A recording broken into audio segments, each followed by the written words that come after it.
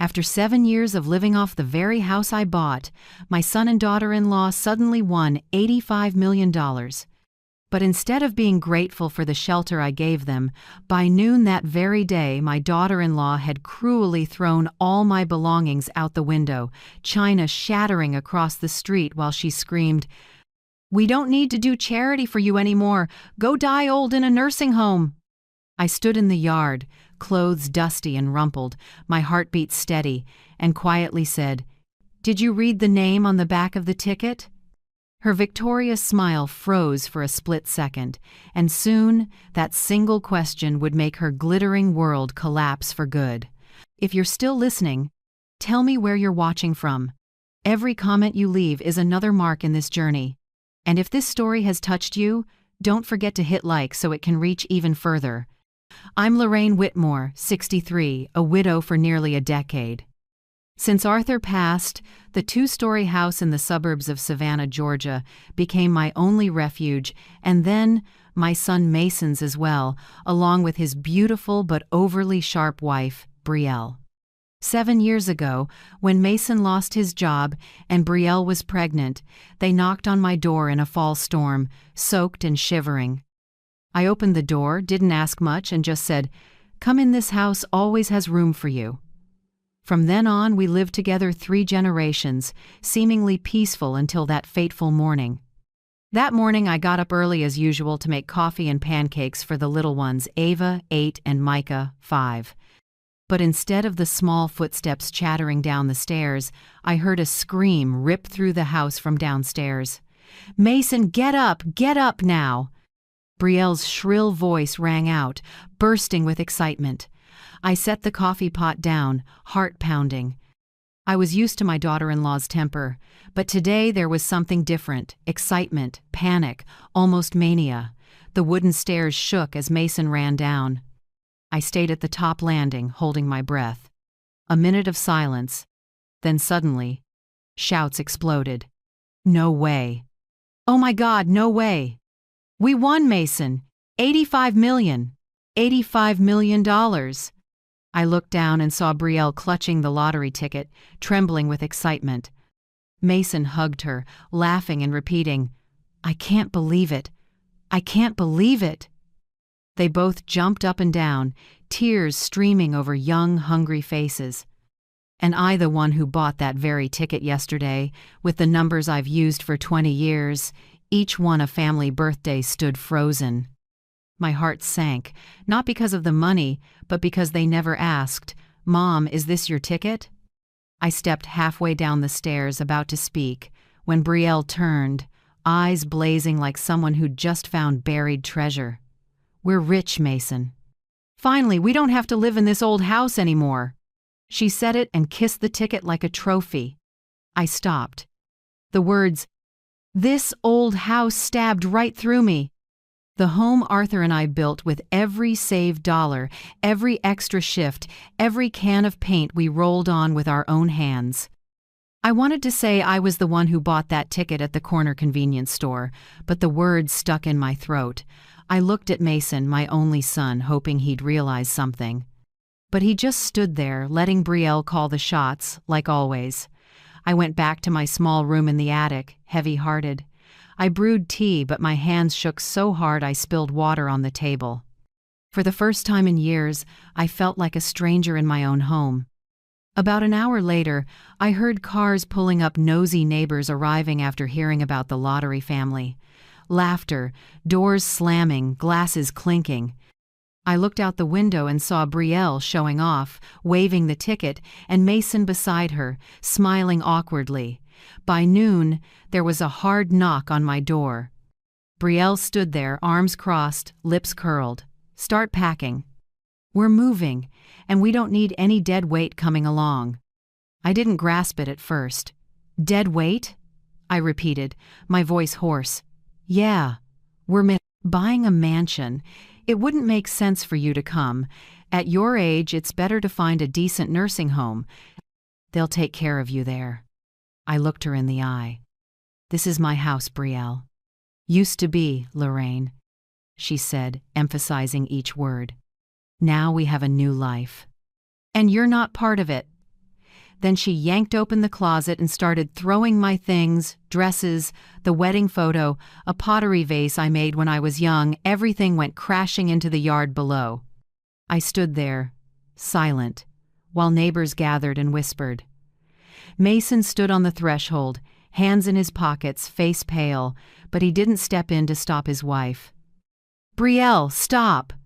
he muttered, but she didn't listen. "We don't need to do charity for you anymore," she shouted, as if she wanted the whole neighborhood to hear. The words felt like a knife in my chest. I quietly bent down, picked up the shattered frame, and wiped the dust off with my sleeve. The elderly neighbor across the street hurried over to help me gather things, but I stopped her. "Thank you, but I can do it."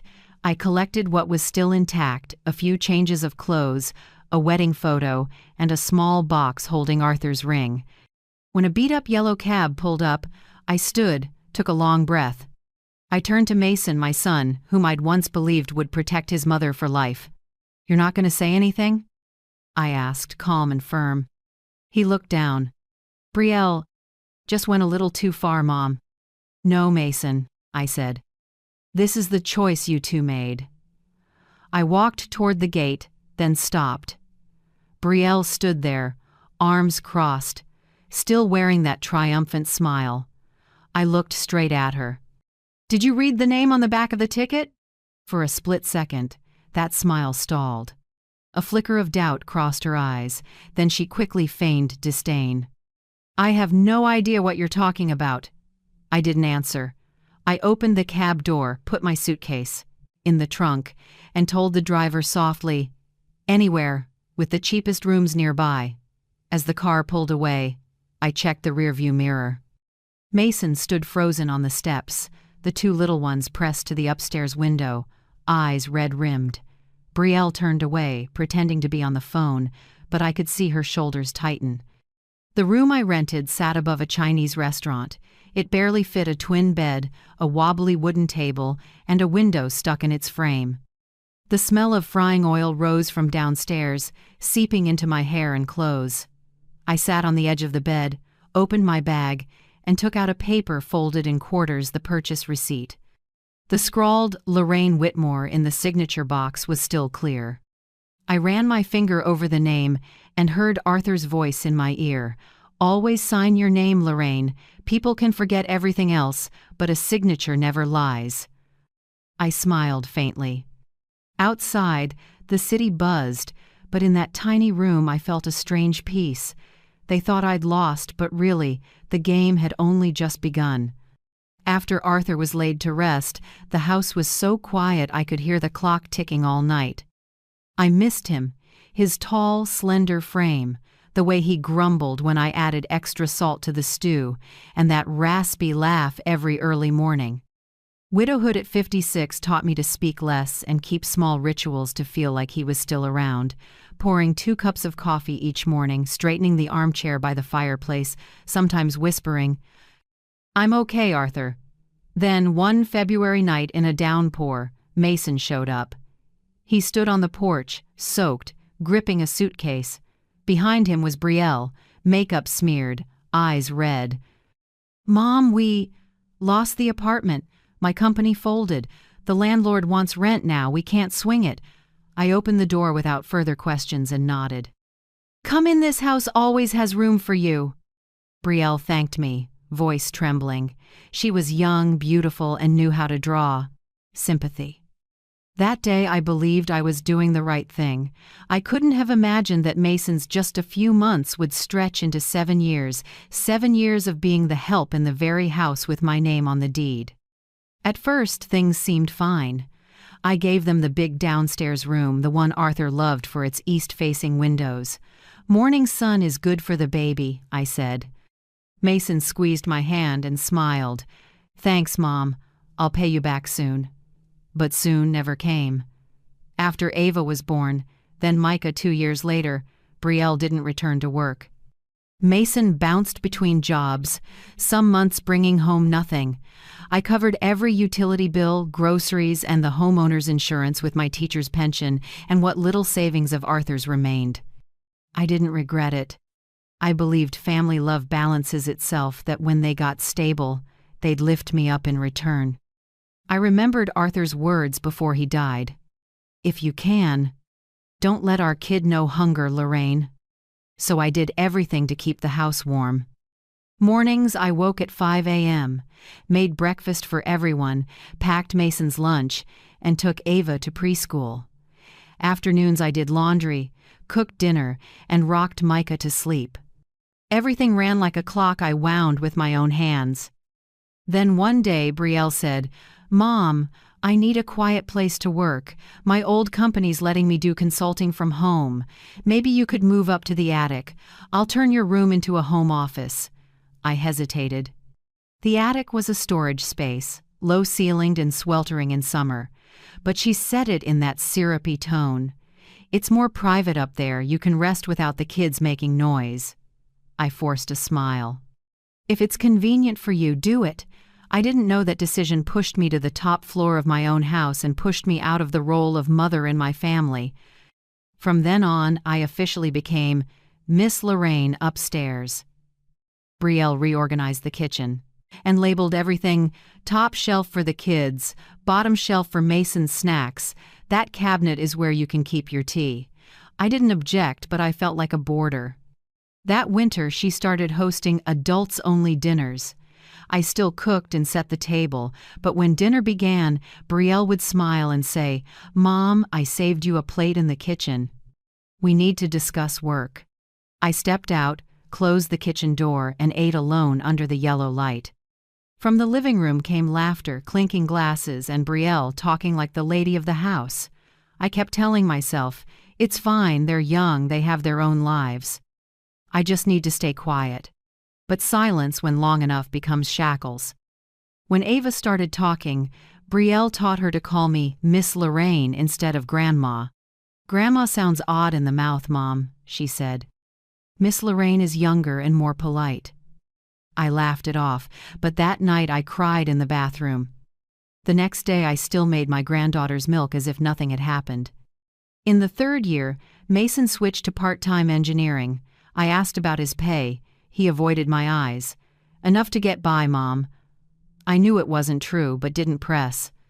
When your child looks down out of shame, a mother often chooses to pretend not to see.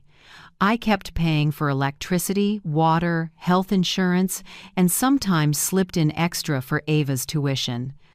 I told myself I could shoulder it, as long as they stayed afloat. By the fourth year, Brielle began setting rules. "Mom, no sweets for the kids at night." "Mom, the house needs to be spotless, guests are coming." "Mom, towels should be folded this way, not the old way." Each thing sounded small, but together they nicked like 1,000 paper cuts. I listened. I did. I swallowed it. Once, I made Arthur's favorite stew. The smell filled the kitchen. Mason breathed in deeply. "Man, it's been a while." Brielle frowned. "Red meat is full of cholesterol, Mason. You don't want to die young like your dad, do you?" The table fell silent. I looked down at my plate and murmured, "Your dad ate this up to 85 and was still healthy." She smirked. "Different times, Mom." After that dinner, I understood. In this house, I was no longer allowed to cook from memory. Mason wasn't heartless, just weak. When I said Brielle was going too far, he sighed. "She's under a lot of pressure, Mom. I'm gone all day, and she's home with 2 kids. And I'm taking care of the whole house." I wanted to say, but didn't. Sometimes I overheard Brielle on the phone with friends. "I'm living with my mother-in-law. It's so hard, she interferes in everything."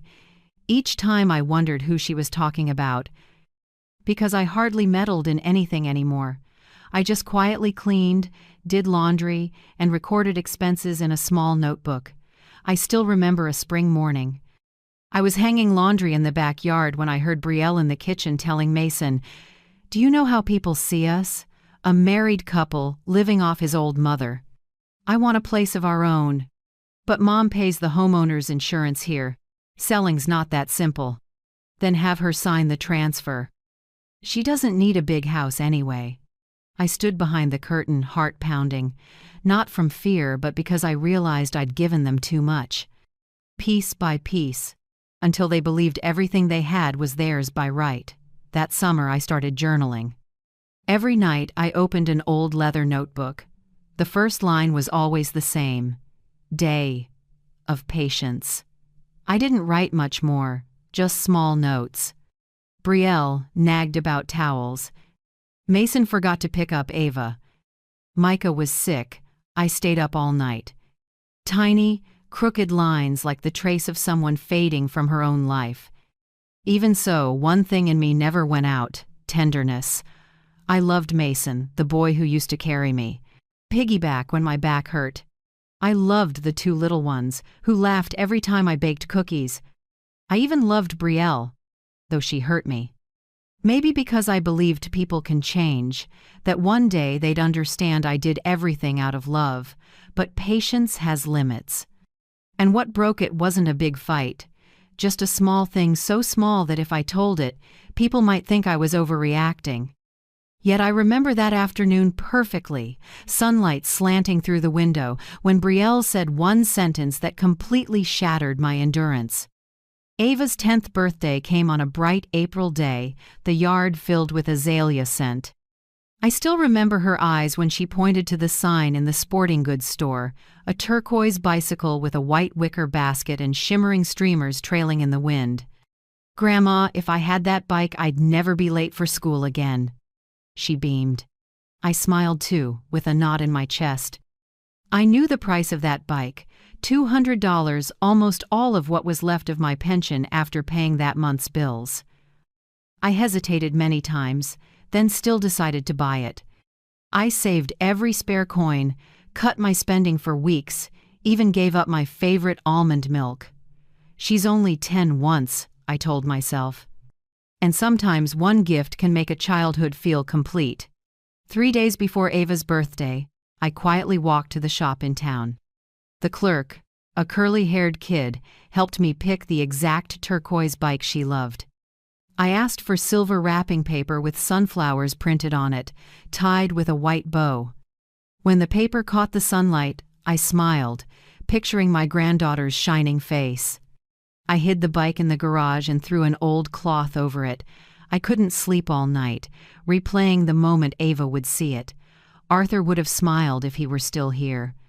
He used to say, "Sometimes the smallest gift becomes the biggest memory." I wanted to give her a memory like that. On the morning of her birthday, I got up, earlier than usual. I made heart-shaped pancakes topped with strawberries and whipped cream. The kitchen smelled wonderful. I hung a few balloons by the window and set a vase of white roses in the center of the table.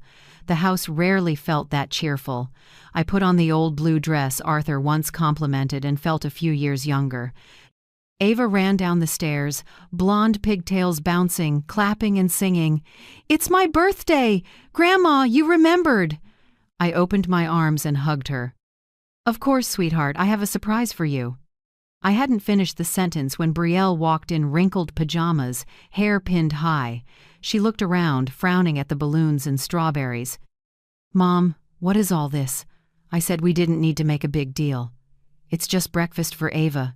It didn't cost much," I answered gently.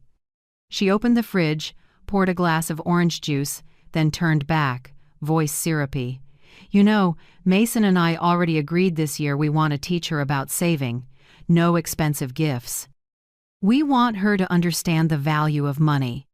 I looked at Ava and saw her smile dim. I tried to stay calm.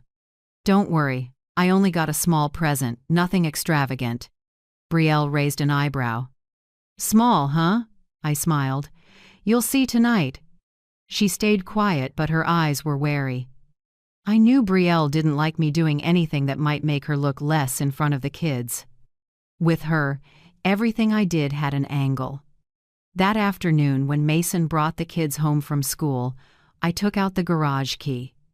"Ava, come here with Grandma," I called. She ran over, eyes lighting up as I pulled back the cloth to reveal the shimmering turquoise bike. "Oh my gosh, it's beautiful!" Ava gasped, almost breathless. "Is it really mine, Grandma?" I nodded. Happy birthday, my little angel. She threw her arms around me, laughing and crying at the same time. My heart melted with happiness. But the moment lasted only seconds. Brielle's voice cut in behind us, cold as steel. What is this? She came closer, eyes raking over the bike, then stared straight at me. I told you, Mom, no expensive gifts.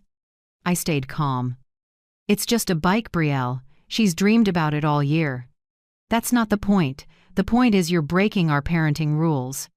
Rules? I repeated, with a small smile. I don't recall love having rules. She stepped in, voice low and sharp as a blade. You did this just to show the kids you're better than me, didn't you? Brielle, don't be ridiculous, Mason chimed in, but his voice was weak. I looked at her. I did it because I love my granddaughter, that's all. Ava gripped my hand, frightened by her parents arguing. Mom, please, I'll clean the bike myself. I won't ask for any more presents, she sobbed. But Brielle just sighed, then crouched to Ava's eye level. Sweetie, we just want you to learn to appreciate things. This bike isn't right. Grandma will return it, and then you'll understand why grown-ups have to save. No! Ava burst into tears. I held her, feeling her little heart thudding against my chest. That's enough, Brielle, I said, my voice tight. If you want to teach a lesson, use your own money, not her joy. She only pressed her lips together and pulled out her phone. Mom, return the bike, or I will. I'm not joking. That afternoon, I walked the bike back to the store, each step heavy as stone. The wind rustled through the trees, making the white bow flutter and whisper like Ava's laughter that morning. I took one last look before stepping inside and drew a deep breath. I'd like to return this bike, I told the curly-haired clerk. Are you sure, ma'am? It's our last one. Yes. The little girl changed her mind. When I signed the refund slip, my hand shook so much the ink smeared. I folded the receipt and tucked it into my wallet. As I left, a light rain started. Cold drops hit my cheeks, mixing with the salty taste at the corner of my mouth. That night, the house was quiet. No cake, no candles, just the TV murmuring in the living room. I set out the small cake. I'd already bought a simple vanilla butter cake on the kitchen table and placed the card I'd written, Happy Birthday, Ava, love you always. Grandma. Then I lit a tiny candle and watched it burn down, the flicker reflecting on Arthur's photo on the wall. Do you see this? I whispered. Our granddaughter isn't allowed to receive a bicycle because of a lesson on saving. I don't have enough say in my own house anymore. I stood, put on my coat, and stepped outside. The April night was colder than I expected. The corner store cast a dim yellow glow, the one where I usually bought milk. I had no plan, just knew I needed air. The shop was nearly empty. The owner, a familiar Italian gentleman, smiled. Cold night, Miss Lorraine. Still want coffee? I shook my head, then my eyes stopped at the lottery counter next to the register. A small sign read, Jackpot tomorrow night, $85 million. I gave a tired, wry smile. One ticket, please, with these numbers. I slowly read the familiar sequence. 10, 14, 21, 25, 30, 41, 47. Birthdays for Arthur, me, Mason, and the two kids. The numbers I'd played for 20 years, an old habit that never meant much. I pulled out a pen and signed the back. Lorraine Whitmore, Arthur's old rule, always sign and keep the receipt, Lorraine. People can argue plenty, but they can't fake a signature. I smiled at the owner, slid the ticket and receipt into my coat pocket. I could use a little luck tonight, he replied. Hope you get what you're wishing for. On the way home, I looked at the lit windows in the dark and wondered how many people inside were as tired as I was, still trying to believe in good, even when hurt by their own family. I wasn't hoping for wealth. I was asking for one simple thing, a way out. When I got home, I placed the ticket and receipt on the kitchen table, right where anyone could see, as if laying down a quiet prayer to the universe. Then I went up to the attic and listened to the rain tapping on the roof. The next morning, as the first light slipped through the window, I heard Brielle shriek downstairs, her voice high with excitement. "Mason, wake up, now! We won!" Rushed footsteps, then a burst of laughter, quick kisses, a chair scraping. 85 million! Oh my God, we won 85 million! I sat up, heart pounding. I didn't need to look to know which ticket they were holding. I stepped onto the stairs and looked down at a scene both familiar and strange. Brielle clinging to Mason, tears of joy, the ticket held high, the ticket I had bought. "I can't believe it. Who'd have thought just picked it up off the table and our lives changed?" Brielle yelled, buzzing with excitement. "Maybe someone forgot it, but it's ours now." Mason laughed, hugging her tight. I stood still on the staircase. What started with a returned bicycle was turning into a storm I'd never imagined. I said nothing. I just watched the two people I'd supported for 7 years dancing around my kitchen as if fate had handed them a reward. I closed my eyes and told myself, "Stay quiet, Lorraine. Let them think they've won."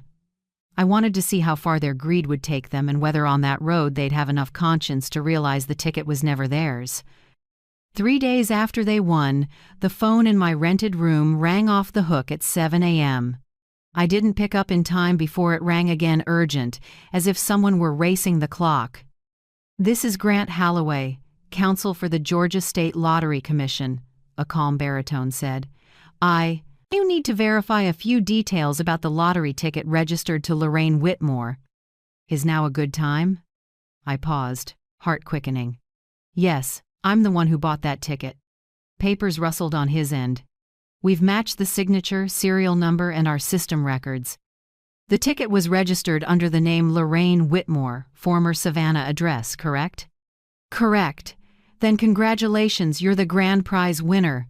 $85 million. I was quiet for a few seconds. Not because I was surprised, but because a strange feeling rose in me, not exactly joy, not shock, more like when a storm you saw from miles away finally arrives. "Mr. Holloway continued, his tone turning serious, "but I need you to be aware third parties have contacted the commission claiming to be the real owner of the ticket. A woman named Brielle Carter Whitmore." I closed my eyes and smiled. "I'm guessing she didn't forget the hyphenated last name?" "Not at all," he said, a bit surprised at my composure. "She claims the ticket was bought with marital funds and that you, pardon my bluntness, are no longer competent to manage assets." I let out a small laugh, steady. "They haven't changed.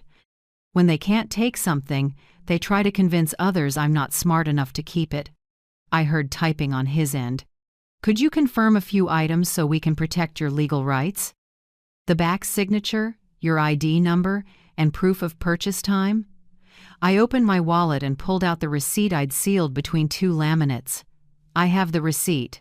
Benny's Corner Mart. Purchase time, 7:43 p.m., Friday, April 12th. The serial number matches the ticket. I also have copies of my ID, and the store camera will show it." I spoke clearly, without a hint of hesitation. On the other end, Holloway's voice dropped, impressed. "Excellent. That's sufficient to affirm you as the lawful owner. However, I should warn you, these folks seem ready to cause trouble. They may push rumors that you're confused or even forge medical records."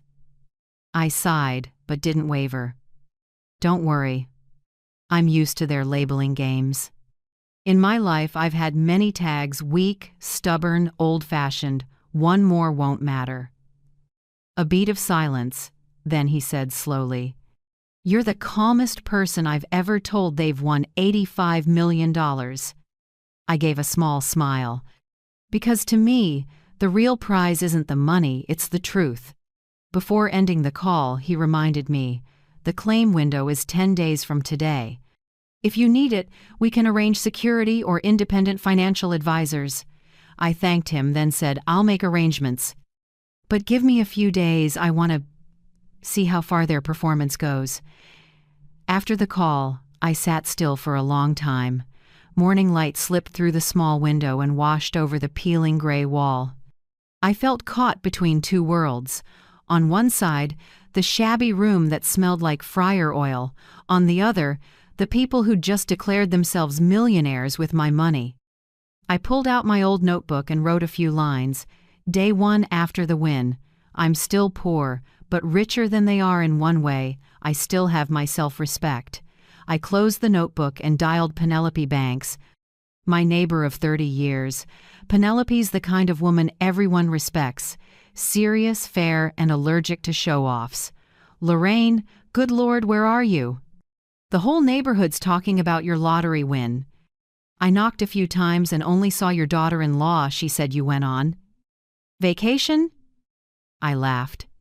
Yeah, I'm on vacation somewhere with no air conditioning, no people, and a smell of grease in my hair. What on earth? Pen, I need a favor. I kept it short. Watch the house for a few days. Note dates, plates, what cars show up. I want to see how fast they burn through cash. Penelope. I was quiet a few seconds, then asked softly, What are you going to do, Lorraine? I'm not going to do anything, I said lightly. I just want the truth to surface at the right time, in the right place. In the afternoon, I stopped by First Southern Bank and opened a small safe deposit box. The young teller asked, What will you be storing, ma'am? My future, I said, placing inside the original receipt a photocopy of the ticket and copies of my ID. I kept scans and a few photos on my phone. I've learned that sometimes justice needs to be kept in more than one drawer. As I left the bank, I caught my reflection in the glass, an older woman with silver hair, a gray cardigan, and an oddly steady gaze. Arthur used to tell me, You're gentle, but when pushed, you turn into ice. Today, I understood he was right. I walked back and stopped at a sidewalk cafe. It was small, with just a few people reading the paper. I ordered a hot black coffee, pulled out my notebook and began to write, Saturday, 10 They still think I'm weak. They don't know the ticket has already spoken for me. I'm not running, I'm preparing. Every lie is a trap, and all I have to do is wait for the snap. That evening, when the city lights came on, I got the first text from Mason. Mom, we want to talk. Brielle is stressed, don't believe what the papers are saying. The papers?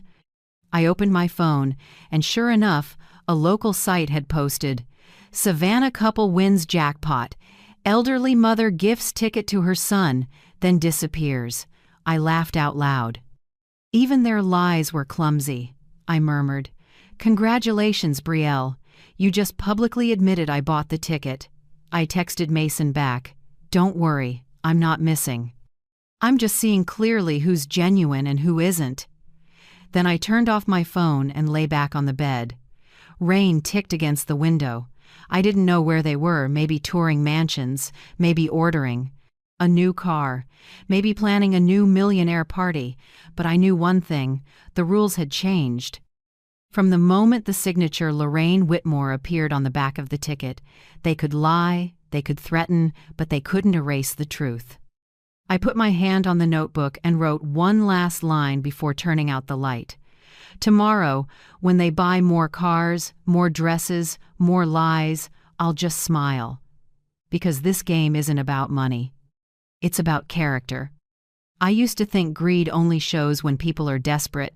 Turns out, it grows even bigger when they get something they never deserved. Just 3 days after the win, Brielle started performing like a star. She made a new social media account called The Lucky Whitmore. On flashy live streams, she wore an ivory silk dress, held a glass of wine, and smiled sweet as sugar. Life can be very fair, she told thousands of viewers. If you do the right thing, the universe will send a reward. I watched that video on my old phone in the rented room, half amused and half heartsick. Because in that line about the universe rewarding people who do the right thing, Brielle was implying I was the opposite, an old, senile freeloader living off her kids. On her live stream, she said, "My mother-in-law once promised to gift the ticket to the family, and we didn't want to accept it, but she insisted." Every line was crafted to sound grateful while planting doubt. I read the comments below. "So lucky to have such a generous mother-in-law. She must really love her daughter-in-law." And one that stung my eyes. "Hope the old lady doesn't try to take back what she gave." They didn't know. They hadn't seen Brielle's real face. But they would. That morning, Penelope called. "Lorraine, you won't believe it. The whole neighborhood is buzzing about your house. Furniture trucks, flower deliveries, even a brand new SUV parked right out front. The dealer's sticker's still on." I chuckled. "I believe it, Pen. I even know the color black with a silver sheen. Sporty model, right?" She burst out laughing. "Exactly." "You're psychic. No need to guess, Pen. With Brielle, the bigger the better, as long as someone is watching." At noon, Penelope sent photos. Brielle posing at the front door, holding a bouquet of white roses, next to a sign that read, "The Whitmore Residence." Mason forced a smile beside her, while the two kids were dressed in matching white outfits more like ad models than children. White roses. Arthur used to say, "Nothing is emptier than a white rose beautiful, but no scent." I've never heard a truer line. That afternoon, my phone rang. It was Brielle. Her voice was candy sweet, nothing like the tone of someone who'd thrown me out of my own house. "Miss Lorraine, I just want a gentle chat." "We're family, right?" I stayed silent. "About the ticket," she went on. "There's probably a small mix-up. I just need you to sign a brief confirmation that it isn't yours. It's only to help the bank process things faster." I gave a small laugh. "Brielle, when did you read the name on the back of the ticket?" Lorraine's question may sound gentle, but it's stronger than any revenge. If you've ever been misunderstood or looked down on like she was, would you stay silent or speak up like that? Share how you feel below. Sometimes one honest comment is enough to give strength to someone going through the same thing. Dead silence on the other end. The pause stretched so long I could hear her breathing quicken. Then she changed the subject. "People online are saying you're not in a stable situation. I'm just worried someone might take advantage of you." I cut in. "Thanks for the concern. But the only person who's ever taken advantage of me is the one on this call." I hung up, and when I looked out the window, rain began to fall, each drop tapping the foggy glass like a signal that a storm was coming. The next night, an email came from Attorney Holloway. "Miss Lorraine, we just received a letter from the law office of Carter Whitmore Family Holdings. It alleges you lack the financial and mental capacity to manage assets and requests that financial guardianship be transferred to your son, Mason Whitmore."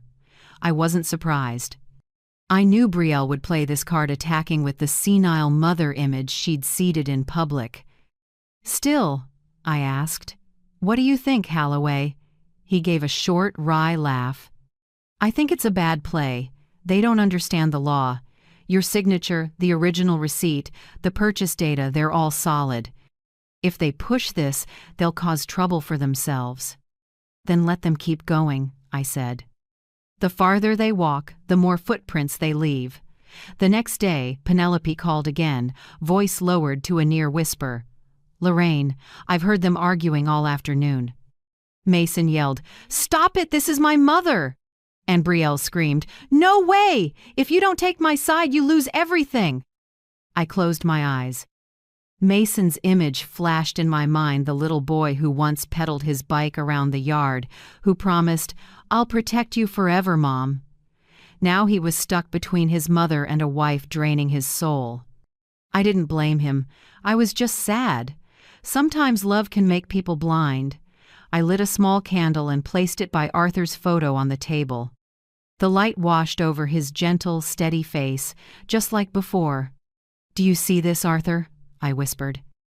"I did what you asked. I'm not bowing my head anymore. I'll stand tall, even if I'm standing alone." I sat a long time watching the flame tremble. Every time a draft slipped through the doorframe, the flame wavered but didn't go out. In it, I saw myself maybe shaky, but still shining. I opened my notebook and wrote a new page. Already spent it, Mom. Deposits on 2 cars, down payment on a mansion on Tybee Island, signed a furniture contract, even paid for a Europe trip. All from a pending funds account. They said the money would arrive soon. I sat on the old plastic chair and listened, each word cutting like a blade. So, I asked quietly, you spent money you didn't have? Mason was silent. I thought he'd make excuses, but he didn't. Just a sigh and a faint rustle, like he was raking his hand through his hair. I closed my eyes. Mason, for 7 years, who paid the electric bill, the water, the insurance, the kids' schooling. No answer, I repeated, slower. Who, Mason? After a heavy few seconds, he said softly, You did. Right, I said. Me. The person you said was living off you. The one thrown out of her own house. The one labeled, not competent. And now you're calling to ask if the ticket is mine. Mason's voice shook. I didn't know Brielle would do that. She said, she thought you wouldn't take it back. I gave a small, bitter laugh. She doesn't understand me, Mason. I can forgive being poor. I can't forgive deception. I paused, then said slowly, You want to talk? Fine. Come to where I am. Today, 2 p.m. Mason was quiet. I heard an engine start on his end. Mom, I'll come. Good, I said, but bring the truth. No gifts, no excuses. Just the truth. After the call, I looked around my little room, not fancy, not tidy, but the only place still mine. The peeling wooden table, the old beige curtain, the slightly crooked plastic chair where I wrote every night. I wiped the dust off the chair, steadied its legs, then opened the window to let in the morning air with its mix of fryer oil and coffee from the restaurant downstairs.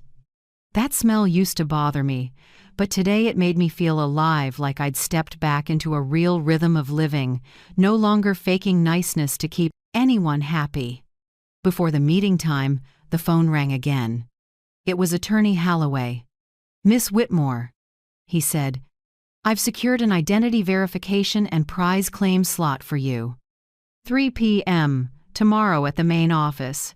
Please arrive 15 minutes early. I nodded, even though he couldn't see me. Thank you, Grant. This is almost over. Do you want us to alert the press? In cases like yours, the media is very interested, I answered. Not yet. I want a few people to know the truth before the world does. After the call, I brewed a pot of peppermint tea. The fresh scent filled the room, blending with the soft noon light. I sat at the table, opened my notebook, and wrote one more line. Monday, 6:45. My son asked, Did you buy the ticket? I answered, Yes. Maybe this morning, for the first time in 7 years, he heard his mother's real voice. I closed the notebook and set it beside the cup. On the wall, an old family photo hung slightly crooked. In it, me, Arthur, and 5-year-old Mason stood in front of the first house we bought. Sunlight lit our faces bright and peaceful. I touched the faded frame. Arthur, I whispered, if you were here, what would you do? Would you forgive him? I answered myself in silence. Maybe you would. I won't. I poured more water into the pot, and the steam fogged the window. Each bead on the glass reflected a memory. Mason's first day of school and the lunch I packed. Arthur laughing, saying the boy looked just like him. Then the funeral, the driving rain, and me standing alone as the casket was lowered. That day I promised to protect our son at all costs. But it turns out, sometimes protecting means letting him face his own mistakes. It wasn't even 2 o'clock yet, but I was ready. I set the table, arranged 2 cups of tea and a small plate of cookies. Nothing fancy, just my habit. Older folks like me tend to make things comfortable before serious conversations. I threw the window wide so the light would fall across the tablecloth and make the room feel less gloomy. Outside, traffic was picking up. I heard kids laughing on the street and an older lady greeting customers at the cafe across the way. Life went on as usual, while I was getting ready for the most important confrontation of my life, not in a courtroom, but with the son I brought into this world.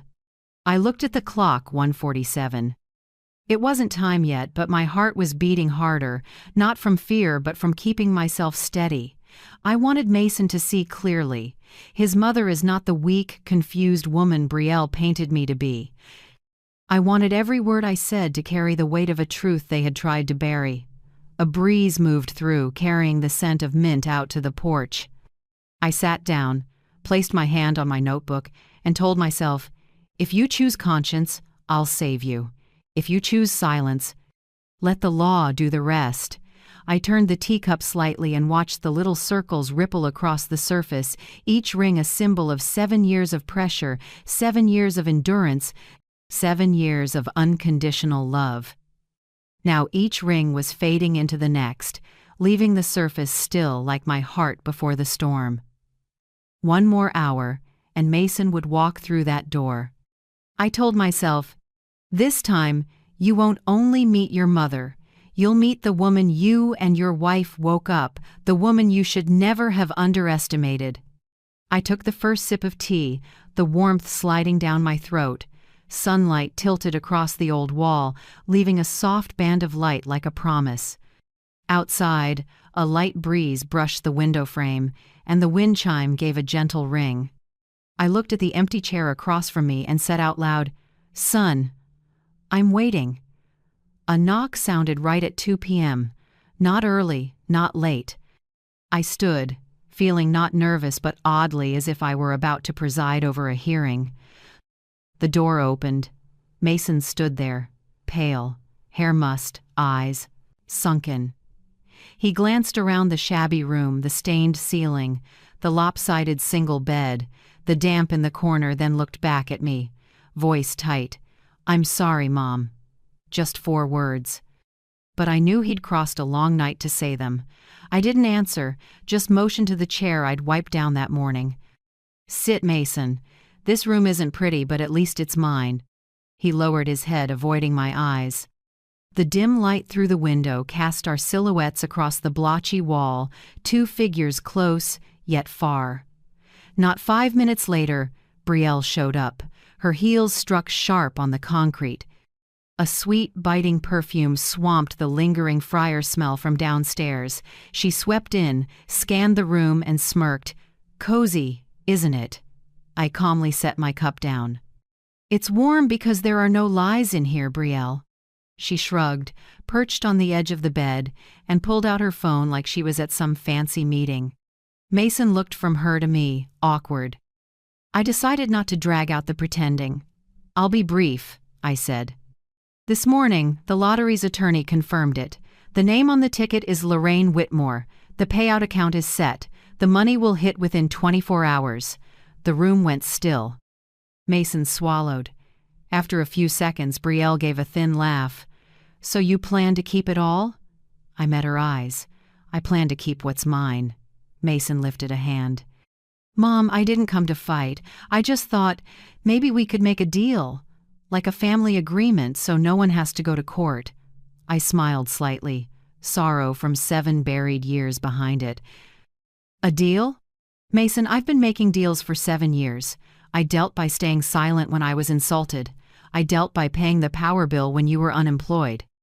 I dealt by babysitting all day while your wife called me a freeloader. And the final deal, letting you throw my things out the window and saying nothing." Mason stared at his lap. Brielle sat straight, expression flat. She gave a light, scripted chuckle. "You misunderstand. I just think if we cooperate, everyone wins. We could buy a big house, you could live with us, have your own private suite, your own little kitchen, your own bath, every comfort." I lifted my head, voice cold as steel. "A private suite? In your estate?" "That's right," Brielle said quickly, thinking I'd softened. "Quiet, airy, private, just for you." I looked at her, letting my eyes settle on that fake smile. Sounds more like a dog kennel out back than a mother's room. She froze, color draining. Mason started to speak, but I raised a hand. Before we talk cooperation, I need answers, short ones. I opened a drawer and took out a folded paper, the expense log I'd kept for 7 years. I laid it on the table. First question, I said, eyes on Brielle. Who threw my things out the window that morning? She rolled her eyes. You know, I just lost my temper a little. So you admit it, I cut in. Second question, who called me a freeloader, a useless hanger-on? She gave a bitter smile. What do you want, an apology? I want the truth, and if you need a refresher, Mason was standing right there. He can confirm. Mason drew a breath, voice shaking. Mom, yes, Brielle said it. I heard everything. Brielle snapped toward him, eyes blazing. What are you doing? I'm telling the truth, Mason said, and for the first time in years, there was a little courage in his tone. The tiny room felt tight as a wire. Brielle's hands were clenched white. I went on, quiet but clear. Thank you, Mason. You finally said what you should have said 7 years ago. I unfolded the paper and read, careful, line by line. Electric bill, $118 a month, 7 years. Water, about $42. Roof repair in 2018, $1,400. Ava and Micah's school costs, a total of $18,600. Groceries, medicine, household goods, can't even count. I folded the paper and set it down, all from my pension. I'm not saying this to collect, I'm reminding you these numbers are evidence of kindness, not obligation. With no way to dodge, Brielle started to fray. You think you're a saint? You give and now you're keeping score? If you don't sign a transfer, I'll sue you for asset fraud. Mason flinched. Brielle, stop. But I was already on my feet, calmer than even I expected. I pointed to the door, still slightly open. You're free to leave, Brielle. No threats, no theater. The court isn't far, life will teach you for me. She shot up, eyes burning. You'll regret this. I cut in. No, you will. When you learn money can't buy 1 second of peace, when the kids start asking why grandma isn't home anymore, when your husband stops bowing his head, then you'll know who's truly pitiable. Her mouth opened, but nothing came out. Her face went from red to white. Then, without a word, she turned, heels hammering the floor, and the door slammed like a gavel. Silence again, just me and Mason. He bowed his head low. Mom, I don't know what to say. I let it go too far. I looked at my son, his face gaunt, but for the first time in years, his eyes held a little honesty. Just remember, I said, low but gentle, every mistake has a price. The only price I want from you is the truth. He nodded, eyes wet. Can you forgive me? I sighed softly. Forgiveness isn't forgetting, Mason. It's remembering and choosing not to take revenge. I stood and set a hand on his shoulder. Now go, take care of the kids. Tomorrow I'll claim the money. After that, we'll talk again. If you still want a mother. Mason squeezed my hand, then left. When the door clicked shut, the room fell, quiet. I sat and looked at the 2 teacups, one still warm, one gone cold. I knew the line between us was like those 2 cups. Once the same fragrance, no longer the same moment. I lit another candle and wrote in my notebook, this afternoon the rented room became a courtroom. No judge, no jury, just conscience. That evening, Mason came back. Brielle wasn't with him. It was just him, wrinkled shirt, eyes red from no sleep.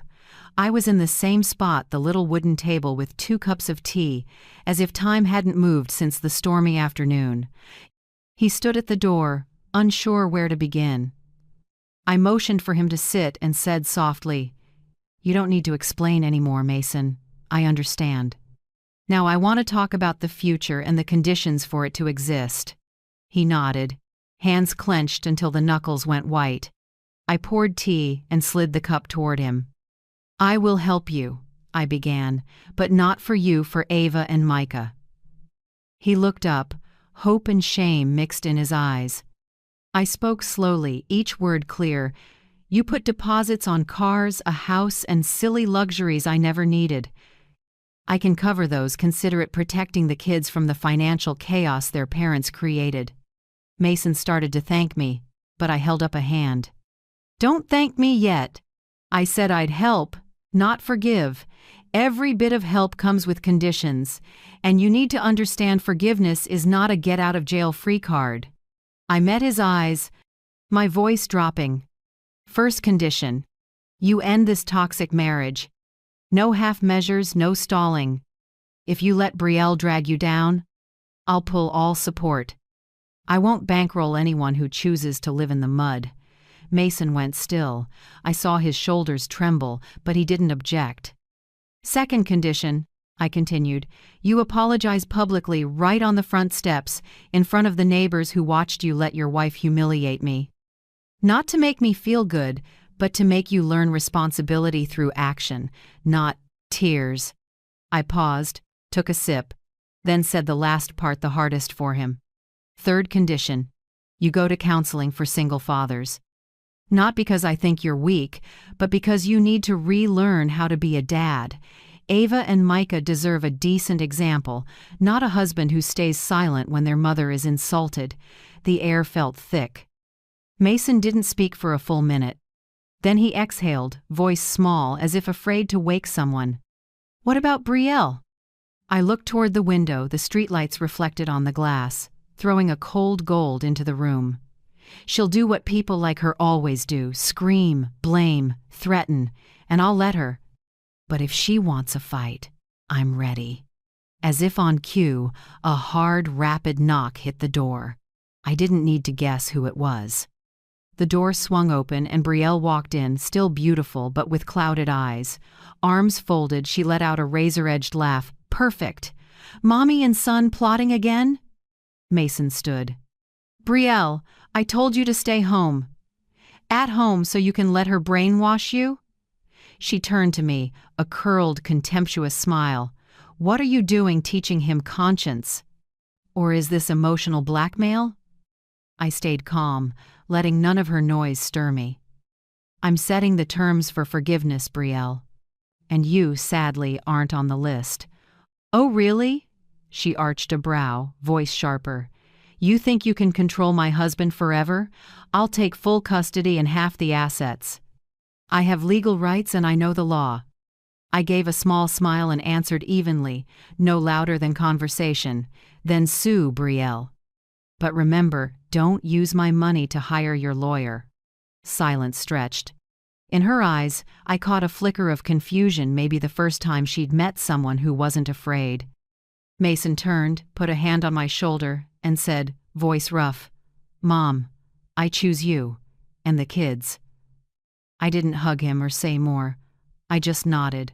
Arthur's old words rang in my head. A man grows up when he faces consequences. Mason had stepped over that line, and I would let him walk it himself. Brielle looked at her husband, eyes rimmed red. "You'll regret this." Mason didn't answer. His silence was the reply she refused to accept. She yanked the door, the metal clanging against the wall. "I won't let this go! You'll lose everything!" Her voice cracked, split between hate and fear. I just watched her go and said, my voice low, "No, Brielle. You're the one who's losing because you've thrown away the one thing money can't buy. Respect," she snapped. "We'll see you in court. I'm not afraid." I smiled, light as a breeze. "Good, because this time, the court won't just ask who's right, it'll ask who forgot how to be human." Brielle spun on her heel. Her high heels hammered the metal stairs, echoing beat by beat like a countdown to an oncoming legal storm. I sat still and listened until the sound faded, leaving only silence. Mason collapsed into the chair, head in his hands. "I don't even know where to start." "Start by keeping your word," I said. "Tomorrow, go apologize to Penelope and the neighbors who saw everything. Tell it all. No excuses. And from now on, you'll pay your own rent, your own tuition, every last bill. I can help, but I won't bankroll you anymore." He nodded. In those red-rimmed eyes, I saw a faint light, not the glow of someone forgiven, but of someone beginning to understand what starting over means. I stood and refilled his tea. "Drink it, so you remember the taste of truth. Bitter at first, clean after." Mason took a small sip and gave a tiny nod. "I understand, Mom." Softly I answered, "No, Mason, you're learning to understand." When he left, Savannah's night sank into a heavy mist. I stood at the window and watched his headlights disappear around the corner. On the table, my notebook lay open to a page half written. I picked up my pen and added, "Tonight, my son chose what's right over what's easy. Forgiveness comes with terms because love isn't a servant. The clack of a liar's heels travels far, but in the end, silence wins." I set the pen down and blew out the candle. In the dark, only the streetlight framed the window and threw back my face tired, but at peace. Tomorrow, the legal fight would begin. But this time, I wouldn't be alone. The next afternoon, the sun finally broke through Savannah after days of gloom. Light glittered off rain-wet leaves like tinsel. I put on a beige cardigan and picked up my small bag. Inside were the folded lottery ticket, the receipt copy, and my ID, everything I'd prepared the night before. Attorney Grant Holloway arrived right on time. He opened the car door, as courteous as ever. "Ready, Lorraine?" I smiled. "I've been ready for 7 years, Grant. Today I'm just reclaiming what's fair." We reached the Georgia Lottery office at 3:15 p.m. The headquarters stood in a sleek glass building, sky-blue reflections running across it. As we walked through the entrance, the soft click of the automatic door sounded ordinary, but to me, it was a lock opening on a brand new chapter. Inside, a staffer led us to a verification room. A middle-aged woman in a gray suit came out to greet us, introducing herself as the Special Prize Records Manager. "Are you the owner of the winning ticket number 78 amperes 4539? "Yes," I said, taking the ticket from its plastic sleeve and laying it gently on the table. Gloved, she inspected it under a special light, matched the signature and serial number, then pulled up security footage from Benny's Corner Mart, the store where I'd bought the ticket on Ava's birthday. The screen showed a silver-haired woman in a brown coat signing the back of the ticket. No zoom needed, I knew it was me. Holloway nodded at me. The staffer said, "The signature is a complete match. The ticket is valid. We'll seal and process the payout today." I exhaled, not in relief, but release. After verification, they presented payout options. I studied the list and said clearly, "I'd like an initial portion now, enough to cover immediate needs. The remainder goes into a trust named the Arthur and Lorraine Whitmore Trust." The staffer looked a bit surprised. "You want to set up a trust right now?" "Yes. I lost an honest husband and gave my life to our family. This trust is how I keep the cleanest part of that life intact."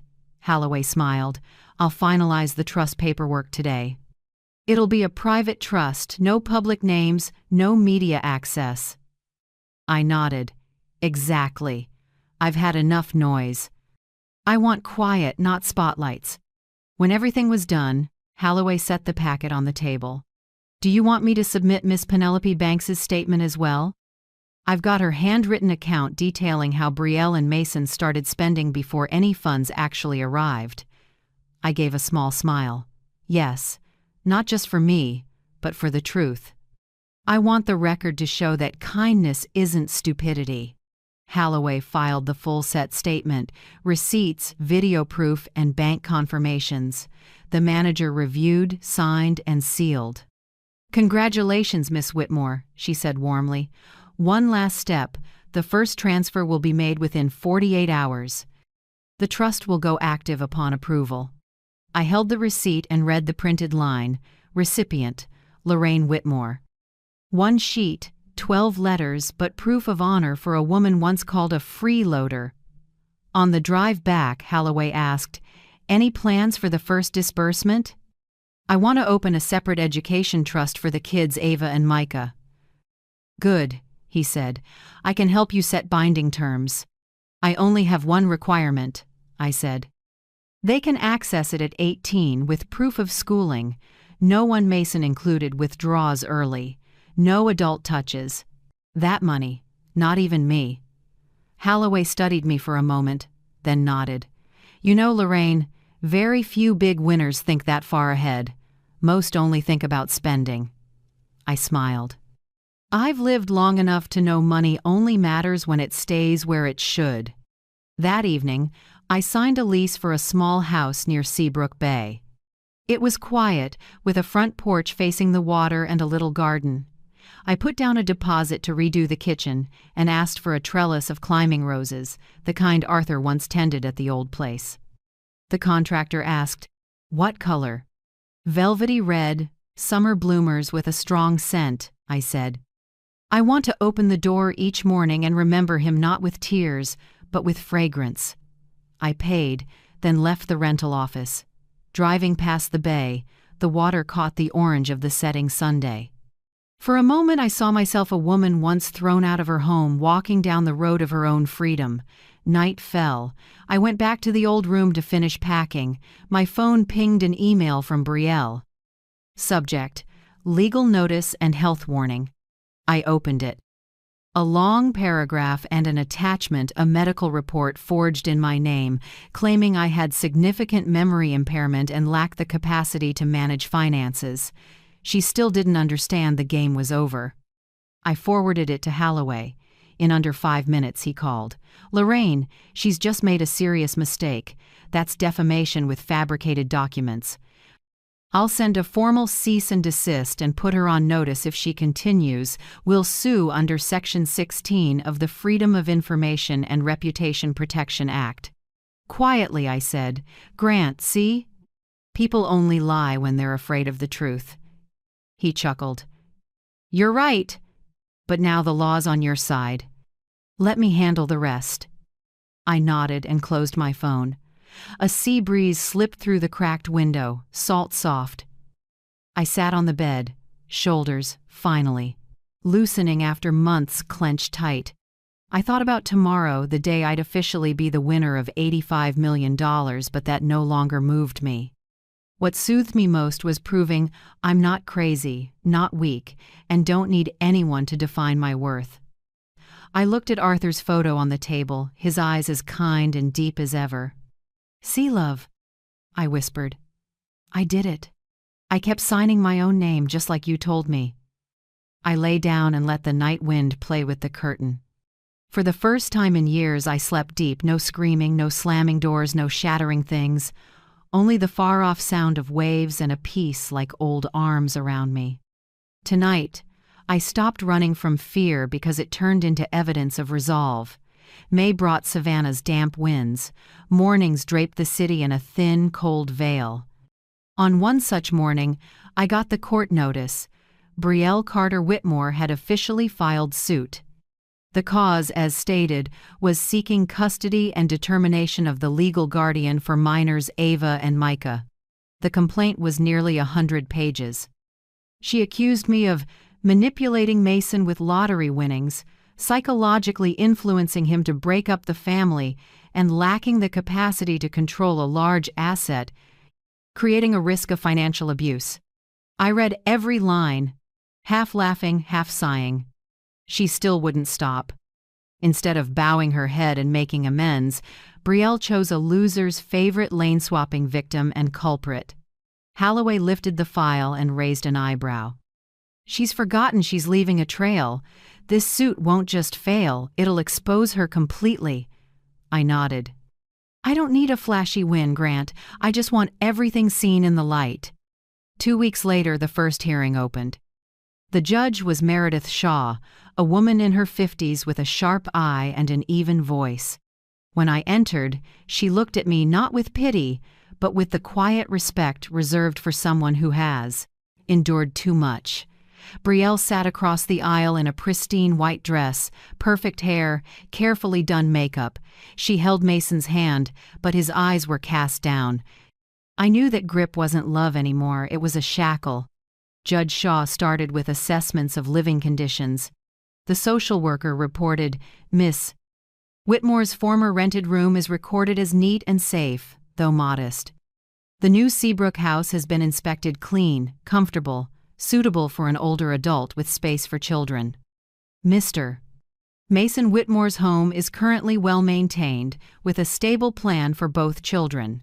By contrast, Miss Brielle Carter Whitmore's residence is under an unpaid mortgage and has a history of noise and disturbance complaints." Brielle tried to cut in, voice shooting high. "I only work from home. And he can't raise the kids alone." Judge Shaw raised a hand. "You'll have your turn." Next came the witnesses. Penelope Banks took the stand with a frayed little notebook. She recounted hearing Brielle insult me, the nights I quietly hauled trash, the bills I paid. When the judge asked why she remembered so clearly, Penelope said, "Because I watched a woman hold a family together with kindness and get pushed out the door by the same people." Then, 2 other neighbors spoke, followed by the corner store manager who confirmed I bought the ticket, signed it, and kept the receipt. Finally, Holloway played video from Penelope's porch camera Brielle, throwing my things out the window to the shout of, "Go die in a nursing home." The courtroom went silent. Brielle bowed her head. Mason trembled, tears streaming. Judge Shaw tapped the gavel softly, voice steady. "Miss Carter Whitmore, the court has reviewed this. Verbal abuse, control, and defamation of an elder without physical violence still constitutes serious psychological abuse." Brielle burst into tears. I was just stressed. Stress does not excuse humiliation," the judge said, firm. When it was Mason's turn, I didn't look at my son. I just listened. He laid out a plan for single fatherhood, Ava and Micah's school schedules, a detailed budget, proof he'd enrolled in parenting counseling. The judge asked, "Do you have the financial ability to care for both children?"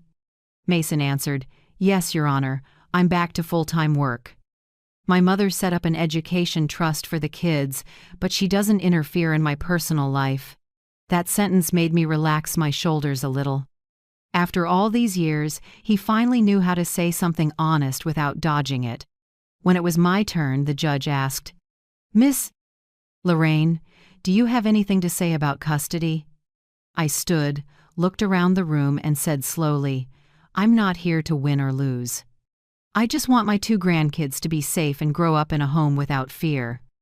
Whichever side can give them that, that's the side I'll support." The courtroom went silent. The judge nodded, her eyes softening. After 2 days of hearings, the ruling was announced. The court granted primary custody to Mason and gave Brielle supervised visitation. She was required to attend a 6-month counseling program on behavioral control and family communication. As for the suit over claiming the lottery prize, the judge dismissed it entirely and formally reprimanded Brielle for deliberate defamation and manipulation of medical information. Judge Shaw read the final lines of the decision, firm and clear. The court recognizes Miss Lorraine Whitmore as the legal owner of the winning ticket and as a victim of defamation. Truth does not need a defender, it only needs time. And time has done its work. Brielle bowed her head, gripping the chair, face white as paper. Mason said nothing. He just held my hand tight, the grip I'd waited 7 years to feel. When we stepped out of the courthouse, wind from Seabrook Bay blew hard, bringing the ocean's salt and a cool mist. My silver hair flew wild, but I didn't smooth it down. For the first time in my life, I let the wind do what it wanted as a sign of freedom.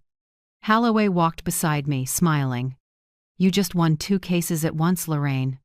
People are going to write about this." I smiled. "That's all right." I asked for anonymity. "I don't need anyone to know I won, I just need the kids to know truth won." Penelope came running from a distance and hugged me tight. "Told you," Justice may arrive late, but it never loses its way. I laughed and looked out at the bay. Thanks, Pen. I just want to go home and plant roses. The trellis is waiting. Mason stood next to me and said softly, Mom, I want to move to Seabrook, not into your house, but nearby. So Ava and Micah can run over to see you anytime. I nodded without saying more. A tear slipped from the corner of my eye, not from sadness but from release. That night, I sat on the porch of my new home, looking out at water gleaming in the moonlight. Waves tapped the shore in steady beats like my own heartbeat. No more anger, no more resentment. I opened my notebook and wrote the final lines for the longest day of my life. Today, the court didn't just rule on Brielle, it ruled on my 7 years of silence. The price of deceit is losing trust. The reward for resolve is peace. The bay wind ran through my hair, salty and light. I looked up and saw a single star break through the gray. Softly, as if to Arthur, I said, See? In the end, justice found its way home. I moved into the little house in Seabrook on a gentle morning in early June. The sea was pale blue, the waves calm, and the kitchen smelled faintly of cinnamon under fresh paint. I chose cream walls and set lavender pots by the window so every morning I could sip tea and watch silver waves hit the rocks. The house was small but enough for one person. A bright living room, a warm kitchen, a bedroom facing the bay. I rehung the old photos, Arthur's kind smile, little Mason with a kite, Ava and Micah in my lap when they were tiny. Each picture felt like a stitch pulling the torn pieces of memory back together. On the first day, Mason called. Mom, can I bring the kids over this weekend? I smiled. The door's always open, but bring your dad's chowder recipe. Saturday afternoon, with gold light pouring over the bay, Mason drove up. Ava and Micah leapt from the car, their laughter ringing across the yard. I don't know how long I'd been smiling, only that a simple, complete feeling filled me. Family, without the heaviness. Mason rolled up his sleeves in the kitchen. I watched him clumsily chop onions and taste the soup, and I thought of Arthur, so patient, teaching his son every step. Mom, I don't remember the exact amounts of milk and cream, Mason said, sweat beading on his forehead. I answered, Arthur never measured. He cooked by feel and by love. We made the first chowder in the new kitchen. As the smell of corn, cream, and pepper drifted through the house, I realized some scents never die, they just sleep until your heart is ready to wake them. After dinner, I took Ava outside. She wore a pale blue dress, cheeks pink from the sundae. I opened a small box and brought out the turquoise bicycle, the dream left unfinished years ago. Ava squealed, Grandma, really? This is for me? I nodded, eyes stinging. Yes, for you. But there's a condition: you have to keep a promise. What promise? Never let anyone make you believe you don't deserve good things. She hugged me, then hopped on and pedaled around the yard. Her laughter rang all afternoon like a bell washing the old bitterness clean. Meanwhile, Micah sat in the living room, carefully building with Legos on the wooden table Arthur once sanded by hand. Each time he finished a model, he ran to show me. Look, Grandma, I matched the picture.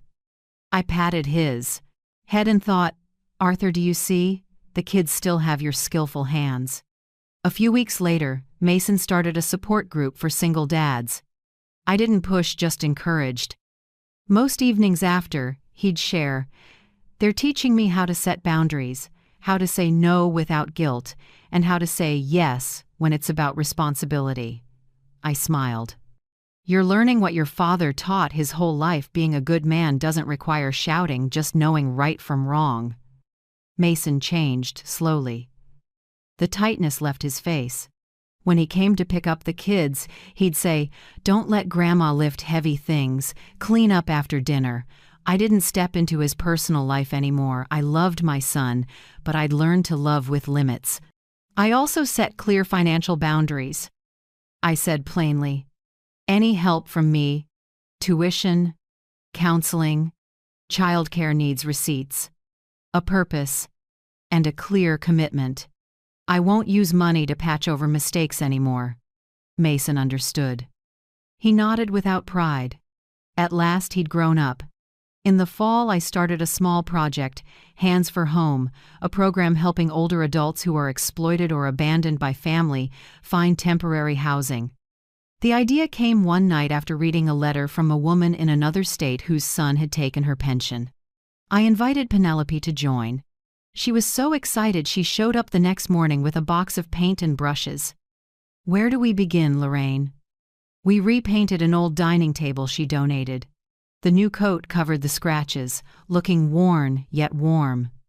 I said, "This table will be the first place where anyone can sit and eat without being insulted." She laughed. "Sounds like our table, just a little bigger." When the paint dried, we centered it in the living room and set a velvet red rose arrangement, Arthur's favorite.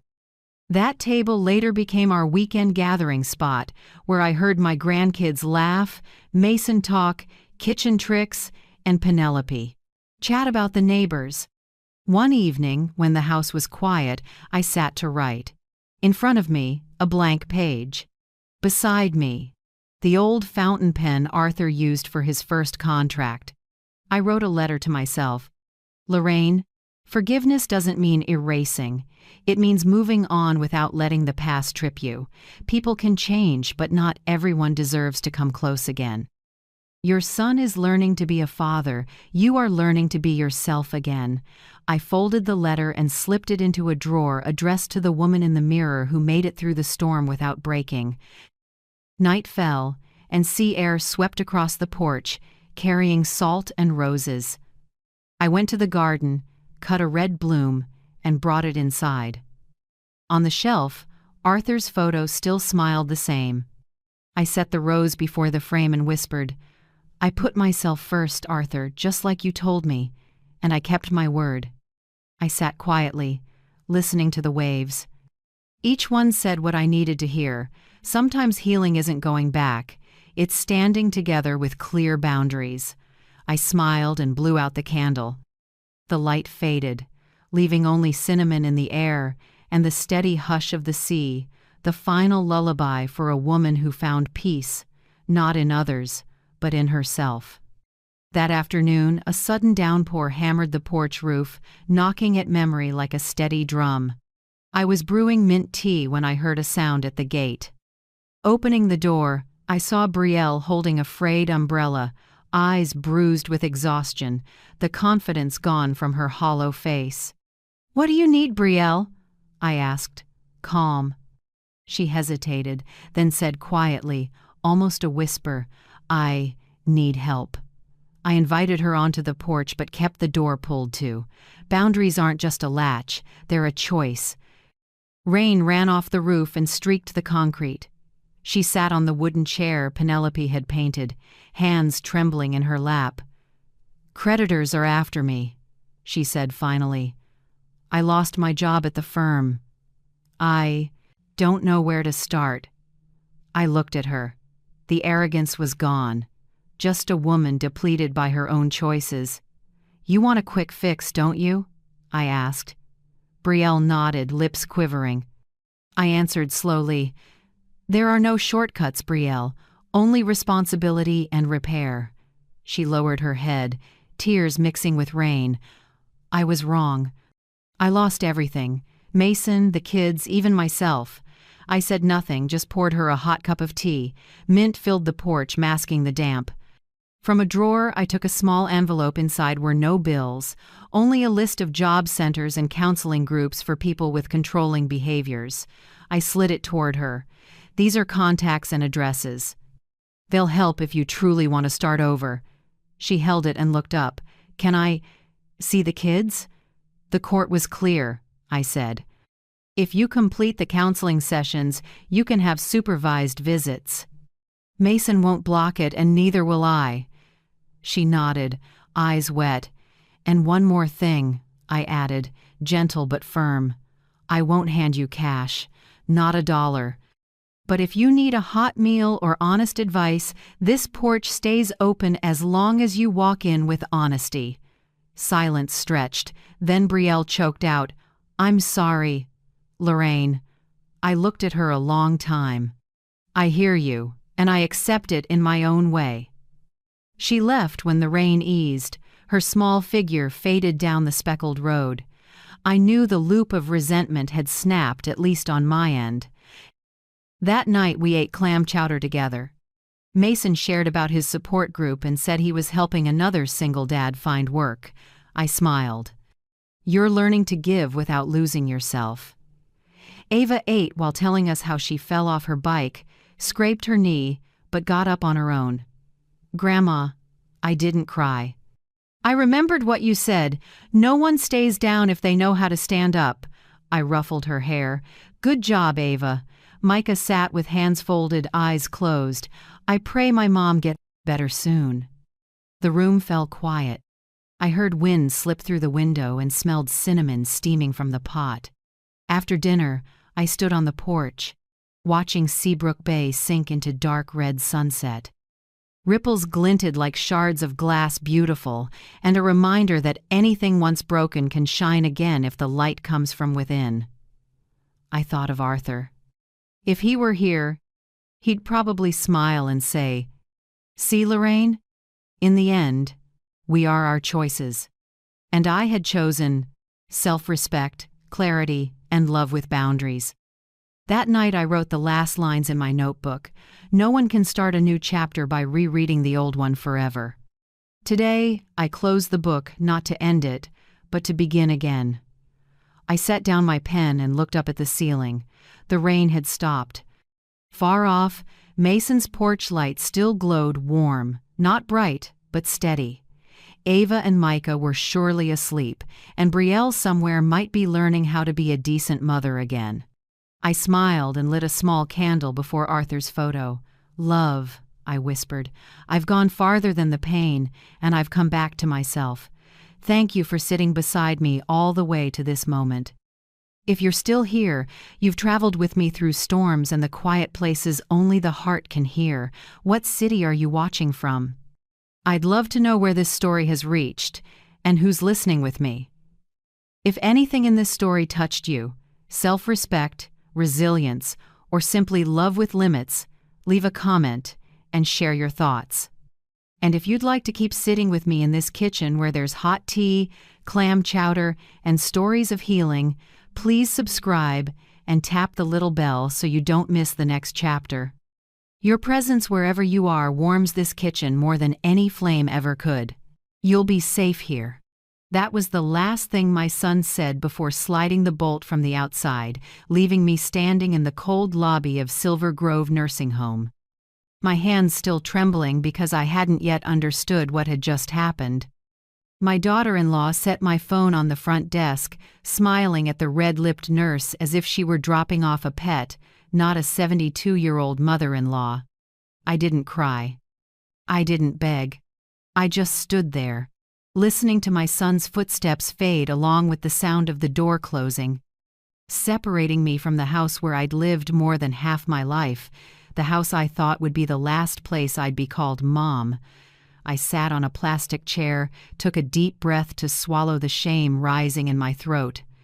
And when I slid my hand into the pocket of my old coat, my fingertips touched something unfamiliar, a thick, smooth sheet of paper, folded in half. I froze. Not a note, not a receipt. A lottery ticket, still intact. I smiled a small, quiet, bitter smile. They thought they'd just locked me in. What they didn't know was that in that very moment, I had just opened a door to walk myself out to freedom. If you're still listening, tell me where you're watching from. Every comment you leave is another mark in this journey. And if this story has touched you, don't forget to hit like so it can reach even further. My name is Margaret Lane, 72 years old, living in the suburbs of Maine, where autumn paints every road gold and the sea wind blends with the creak of an old porch swing. I used to be an elementary school teacher, and I used to believe that if I lived decently and raised my child well, life would be gentle with me in old age. My husband, Richard, died 10 years ago after a sudden stroke, leaving me with our little house at 12 Elmwood Street, the home we built with every modest dollar we saved. My son, Daniel, was the pride of half my life, a successful engineer, smooth-tongued, and always knowing the right words at the right time. I used to think my son loved his mother. But now, staring at that newly locked door, I understood. Sometimes betrayal doesn't arrive with shouting, but with a practiced hug and a purposeful smile. The front desk nurse, Tiffany, said my name in a voice too sweet to be sincere. "Welcome to Silver Grove, Mrs. Lane. We care for you here like family." "Family?" I answered, with a faint smile. "That's good to hear." She didn't notice my voice was shaking not from fear, but from restrained anger. Another staffer, Megan, gathered my handbag and took my keys, wallet, and phone. "We'll hold these for you so they don't get lost." I wanted to ask, "And my dignity, who will hold that for me?" But I stayed silent. When people treat you like a child, pushing back only convinces them more that you need to be controlled. Room 214. A wooden door with peeling paint, a silvered doorknob flaking away, a bed tucked so tight you couldn't stretch your legs comfortably. On the windowsill sat a photo of Richard. Someone had placed it there to help me feel at home. But nothing here was home. My home was on Elmwood Street, with the creaky porch swing, the wisteria trellis I planted in 1986, and the white curtains Richard used to complain were so thin everyone can see inside. Now, that house had surely been locked up, or worse, cleared out. I brushed my fingers over Richard's photo. "Honey," I whispered. They moved me like they were packing off an old piece of furniture. In the glass, his smile was still as gentle as ever, and that made my heart ache even more. The first night at Silver Grove, I couldn't sleep. Hallway light leaked through the door crack, rubber soles scraped by non-stop, and someone called weakly for a nurse. "I want to go home." No one answered. Loneliness in those walls was thick, heavy as the smell of bleach. The next morning, Tiffany handed me a schedule. "Mrs. Lane, today we have physical therapy and crafts." I just smiled. No one asked if I wanted to join. Here, freedom isn't in the dictionary. I met Hazel, 88, a former librarian with bright eyes and a raspy voice. She sat in the activity room, hands trembling as she flipped through a worn magazine. "First time here?" she asked. "Yes. No one ever says they want to stay," Hazel sighed. "But then they either get used to it or forget." Next to Hazel was Nora, past 90, eyes cloudy and hearing weak, but her memory sharp as a blade. She whispered, "Don't talk too much. Here, they prefer the obedient over the intelligent." I nodded. I filed that advice away. Dinner at Silver Grove is served at 5 p.m. Mashed beans, boiled chicken, and watery potatoes. Hazel smirked. "If you complain, they'll flag your chart as behavioral issues." I tasted it and forced it down. That blandness felt like how they wanted us to exist enough to breathe, not enough to live. All through dinner, I sat quietly, listening to broken stories from people the world had forgotten. One lady talked about her husband, her voice blurring the line between memory and dreams. A man dozed off over his tray. I realized this isn't a place for healing. It's where people set down souls too tired to fight back. When Tiffany cleared the trays, she said, "If you need anything, just press the call button. But don't press it more than 3 times, the system glitches." I nodded and smiled. But in my head, a small plan was forming. If they think I'm just a confused old woman, they won't be on guard. And they're right about one thing. I'll be good. I'll smile. I'll cooperate. But not to settle in here. To buy myself time. On the second night, I slipped my hand into my coat pocket again. The lottery ticket was still there, slightly rough at the edges, but intact. I ran my fingers over the black ink numbers. A thought flashed like lightning. What if this is real? What if fate still has another path for me? I smiled in the dark. I used to teach children that every math problem has a solution. Maybe life does too. They can lock a door, but they can't lock my will. On the third day, I watched Tiffany tend to a woman with dementia, her voice so sweet it was almost fake. When she left, Nora murmured, "Don't trust the smiles here. They're not for you, they're for the report." I smiled and whispered, "I don't trust anyone except myself." That afternoon, Daniel didn't call. He didn't text. I knew he was busy reorganizing my life without me in it. I just wondered, how far along were they in clearing the house? Did they throw away the knitted Christmas scarf I made in 1987? A woman who spent a lifetime caring for others now being reclaimed like a non-performing asset. I stood at the window of room 214, watching rain streak the courtyard. Long water trails slid down the glass, reflecting my face wrinkled, tired, but not finished. I told myself, if fate put this ticket in my hand, there's a reason. And so, in a place built for forgetting, I started to rewrite my story. Not with tears, with silence and calculation. That night, when the clock struck 11 p.m., I heard rain pounding harder outside the window. Hazel slept. Nora wheezed softly in the next room. I sat up, took out the lottery ticket, and studied it under the warm, dim light. To others, those numbers are just chance. To me, they were a symbol of coming back to life. They locked me here because they thought I was weak, forgetful, easy to bend. But they forgot.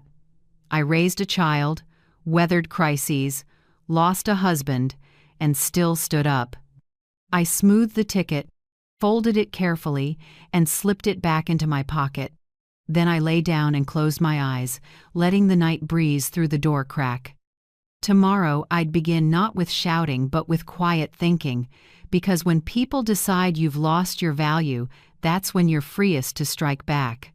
On the fourth night at Silver Grove, light rain tapped the window while a faint ventilator hummed in the next room. I lay in bed, eyes wide open, watching the hallway light spill through the door crack. Every time a nurse walked by, those rubber soles thudded, steady as the heartbeat of a place that never sleeps. I knew I wouldn't rest. Something in my pocket kept calling me the lottery ticket. When the wall clock reached 12:30 a.m., I got out of bed. The yellow light washed across the cold tile, throwing a thin, ghostly version of me on the floor. I pulled on a cardigan, grabbed my worn reading glasses, and stepped out. The desk was deserted. Only Megan, the night shift nurse, sat glued to her phone, earbuds in, a tiny drumbeat leaking out. I cleared my throat. She startled, tugged out one earbud. "Oh, Mrs. Lane, can't sleep?" "I'm sorry," I rasped, voice like wind. "I need to make a call. It's urgent. I forgot to turn off the heater at home." Megan pursed her lips.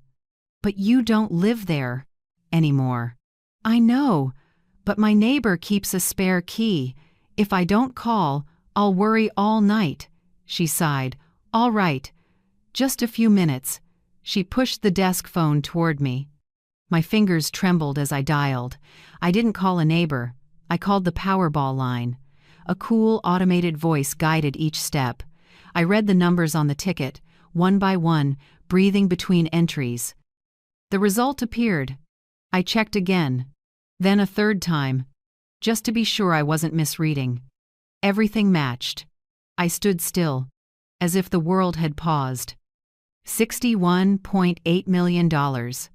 A number unreal and distant, suddenly small enough to fit in my palm. Not a miracle. An opportunity, and for the first time in years, the choice was mine. Megan glanced up.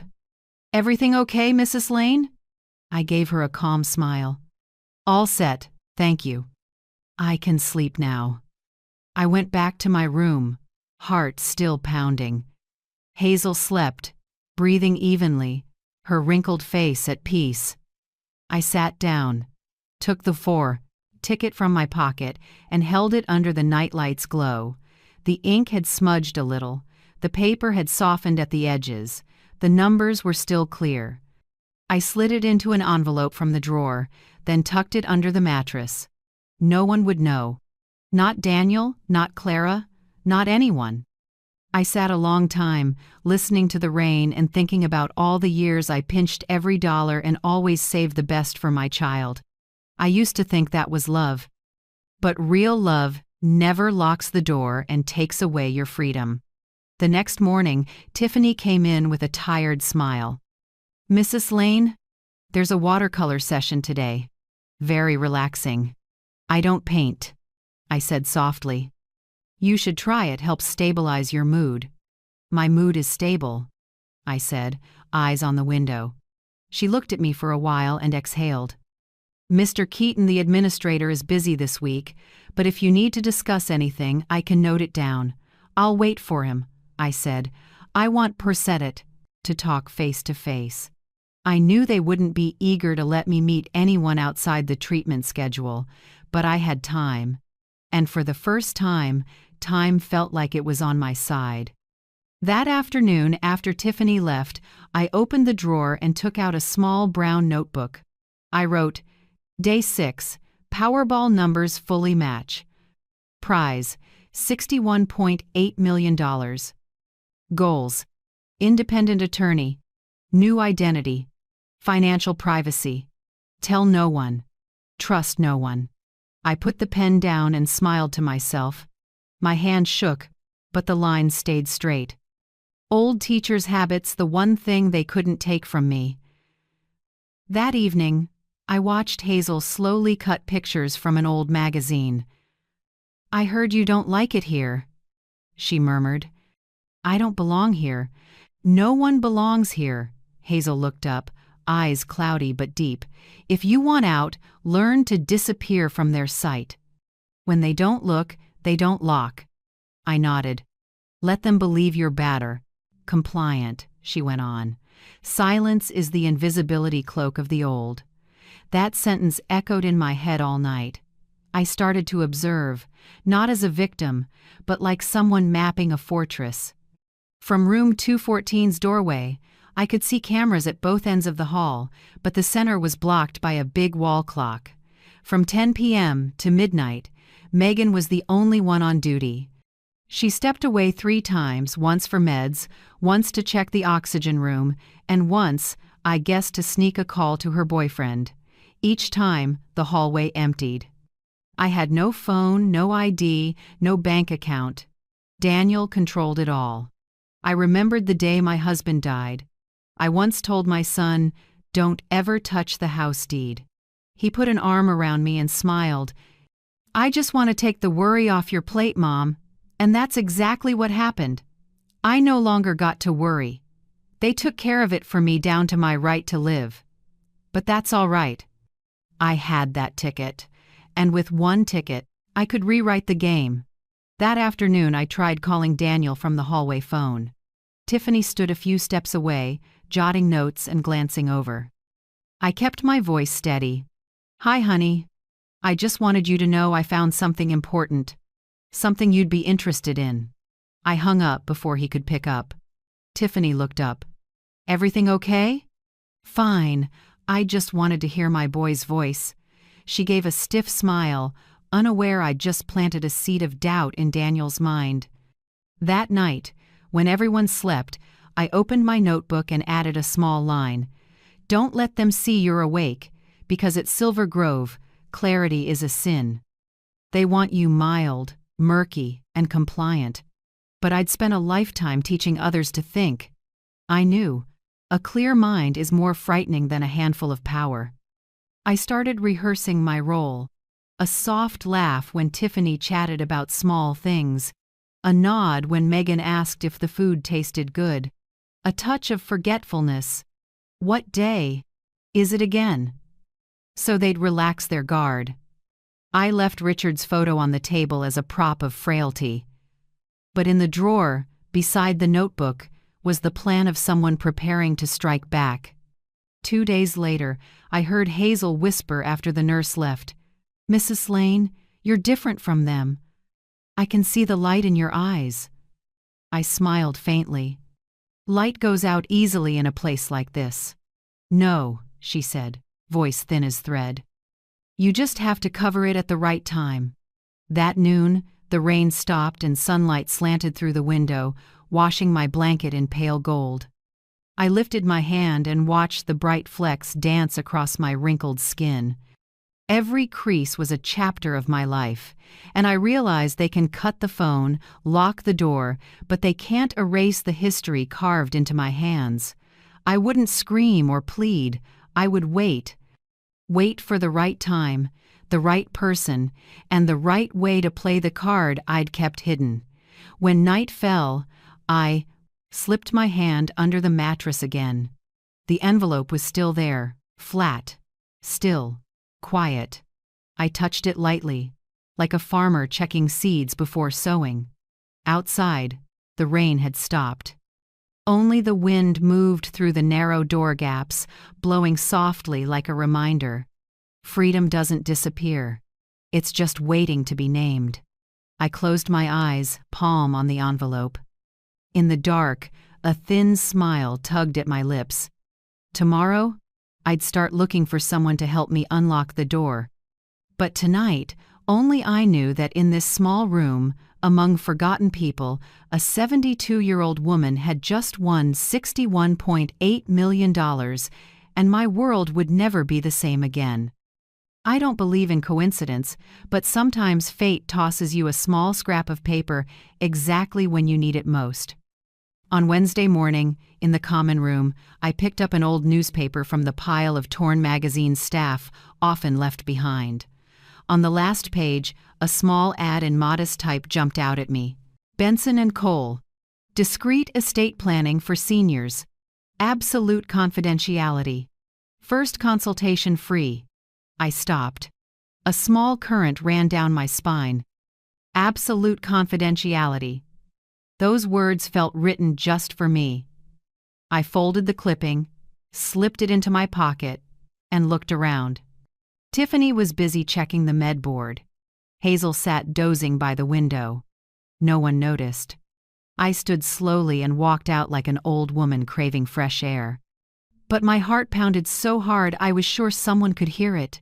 That afternoon, I headed to the end of the hallway, where the emergency exit led down to the basement. The signal there was weak, but there were no cameras. I'd seen staff smoke there a few times. No one would notice if I stood alone for a few minutes.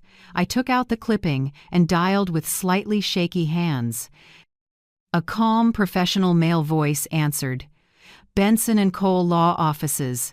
This is Andrew Benson. How can I help you? I took a breath.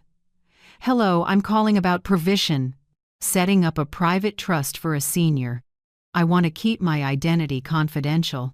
Absolutely. May I have your name? I hesitated, then said Martha Lane. Not Margaret. I needed a different name just in case. Pleasure to speak with you, Mrs. Lane, he said. Could you come to our office? No, I replied, firm. I'm at a special care facility. I can only meet here. He was quiet for a few seconds, considering. Then, all right. I can arrange that. Friday, 2:30 p.m. Where shall we meet? In the back garden at Silver Grove. Few people pass through. Understood. I'll be there. The call ended, and I stood still a moment, listening to my heartbeat thud in the tight space. I'd just set the first brick of my freedom. 2 days later, I prepared like someone heading into battle. I washed my hair, combed it neat, and wore an old beige cardigan worn but clean. From the drawer, I took the envelope with the ticket, and I checked it again. The paper was flat, uncreased. I slid it into the innermost pocket of my coat, tucked like a treasure. At noon, I told Tiffany I wanted to sit in the garden to get some air while reading. She didn't suspect a thing, only warned, "Don't go beyond the camera area." I nodded and smiled politely. 2:20 p.m. I sat on a weathered concrete bench, pretended to read, and watched the back gate. Sunlight slipped through the leaves, dappling the ground. My heart hammered. At 2:32, a dark blue sedan pulled in. The door opened and a middle-aged man stepped out.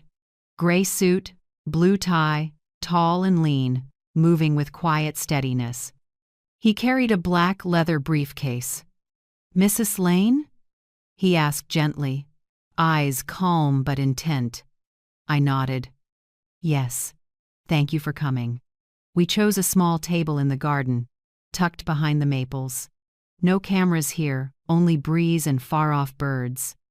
"I'm Andrew Benson," he said, opening his case and taking out a notepad. "I specialize in trusts and privacy protection. Could you tell me a bit about your situation?" I glanced around and lowered my voice. "My son controls all my finances. He has power of attorney. I want my identity back. And I have an asset that needs to be protected." Andrew tilted his head, not judging, just listening. "May I see it?" I opened my pocket, drew out the envelope and slid it to him. "I found it last week." He opened it. When he saw the lottery ticket, his brow tightened slightly. He snapped a quick photo of the numbers and checked the official site on his phone. In under a minute, he looked up, voice dropping. "Mrs. Lane, this is a winning Powerball ticket. The announced prize is $61.8 million. Even knowing beforehand, my chest still tightened. I pressed my lips together and gave a small nod. "I need you to keep it safe." He pushed up a shirt sleeve and met my eyes. "And I will if you agree to follow every step I lay out. From now on, you may not tell anyone, including family. Do you understand?" "I do. I've been betrayed once. There won't be a second time." Andrew began sketching on a sheet of paper. "First, we verify identity and create a blind trust. That way, no one knows who the real owner is. The name on the paperwork will be Lydia Westfield, fully lawful, completely separate from you. The funds will move into the trust through our office, avoiding legal risk."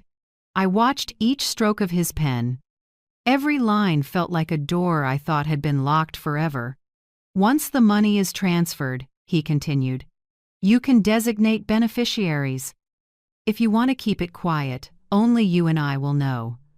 I thought for a moment and said, "I want only one person to benefit."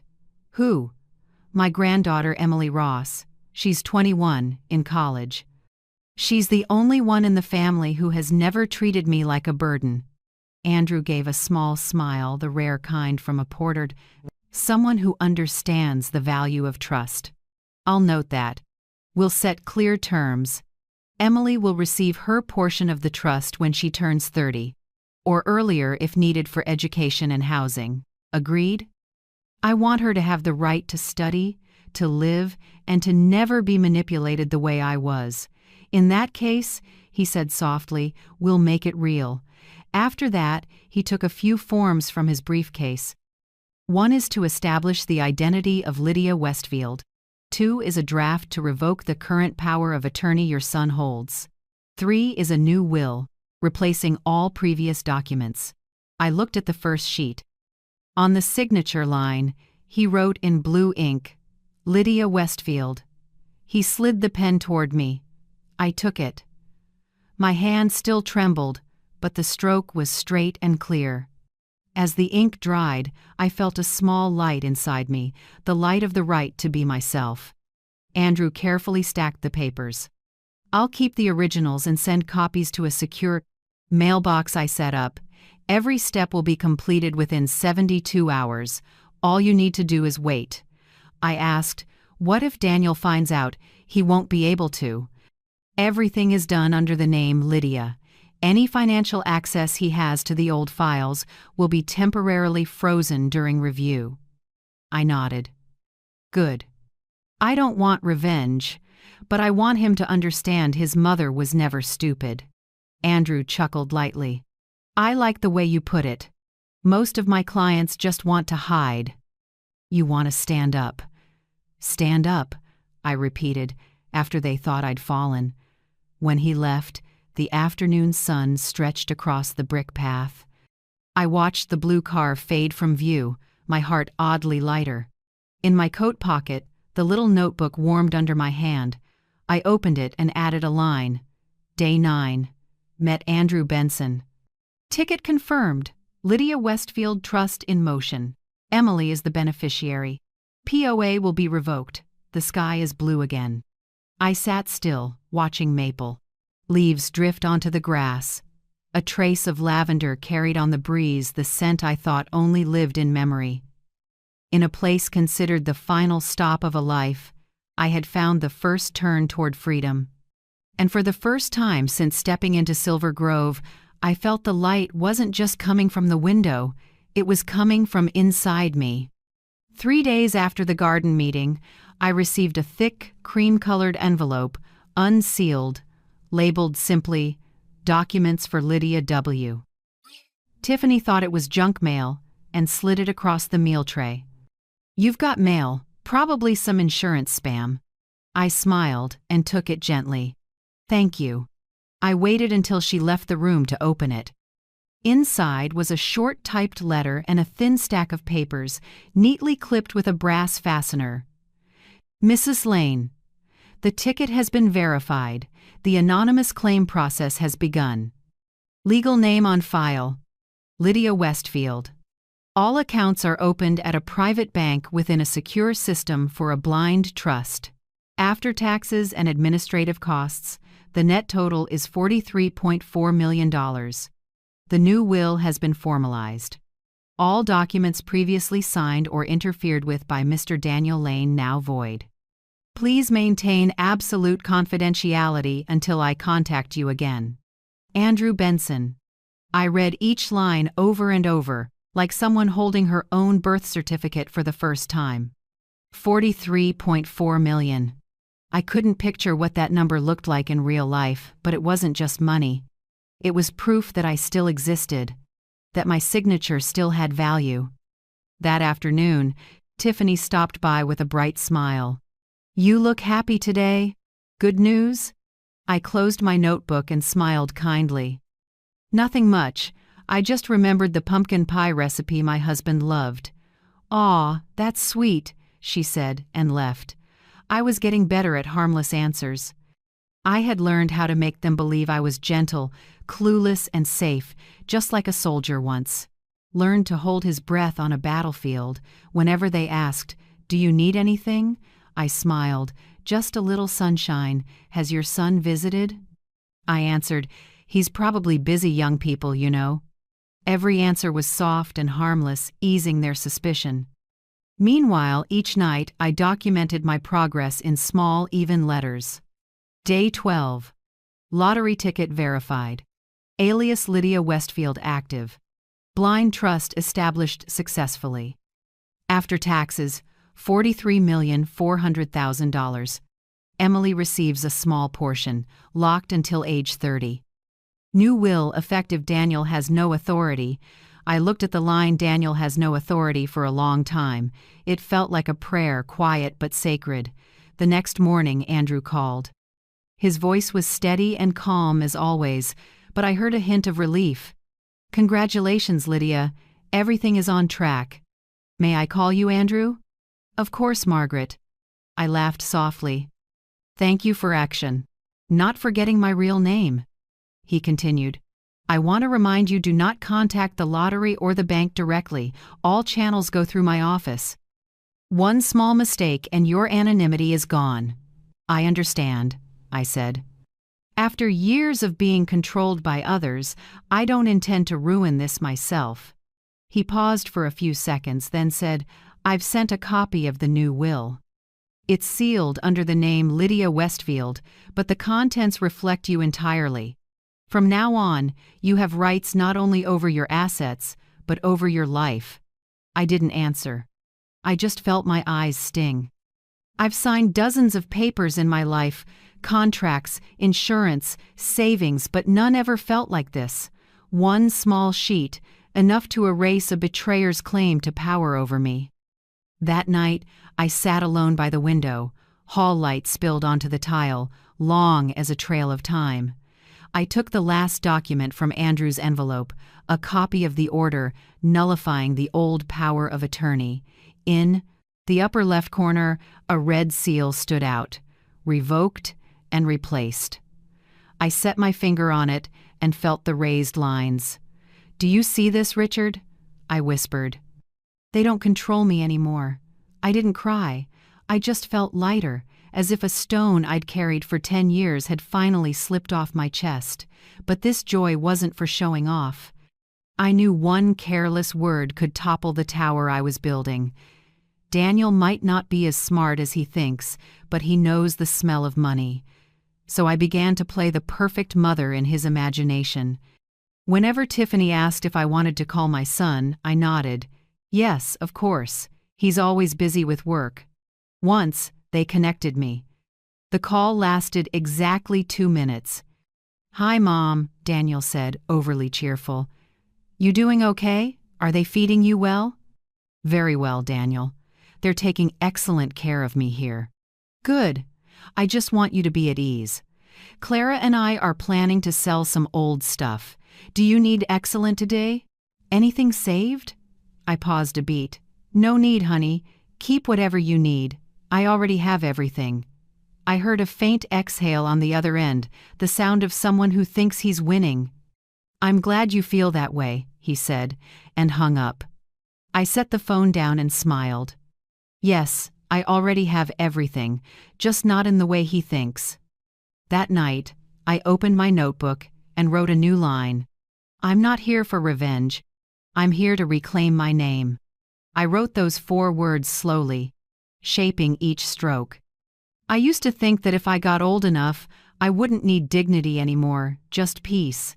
But it turns out, you can't have peace if your dignity is buried. One late afternoon, I called Emily. It had been nearly 3 months since I'd last heard her voice. "Grandma?" Her voice was bright, a little husky. "I can't believe you called. I just wanted to check on you, sweetheart. How's school?" "Good. I'm working part-time at the library. The pay is small, but I like being around books." I laughed. "Just like me back in the day." "Are you okay?" "I sent letters, but I guess they didn't deliver them." "I'm fine. Just a bit cold."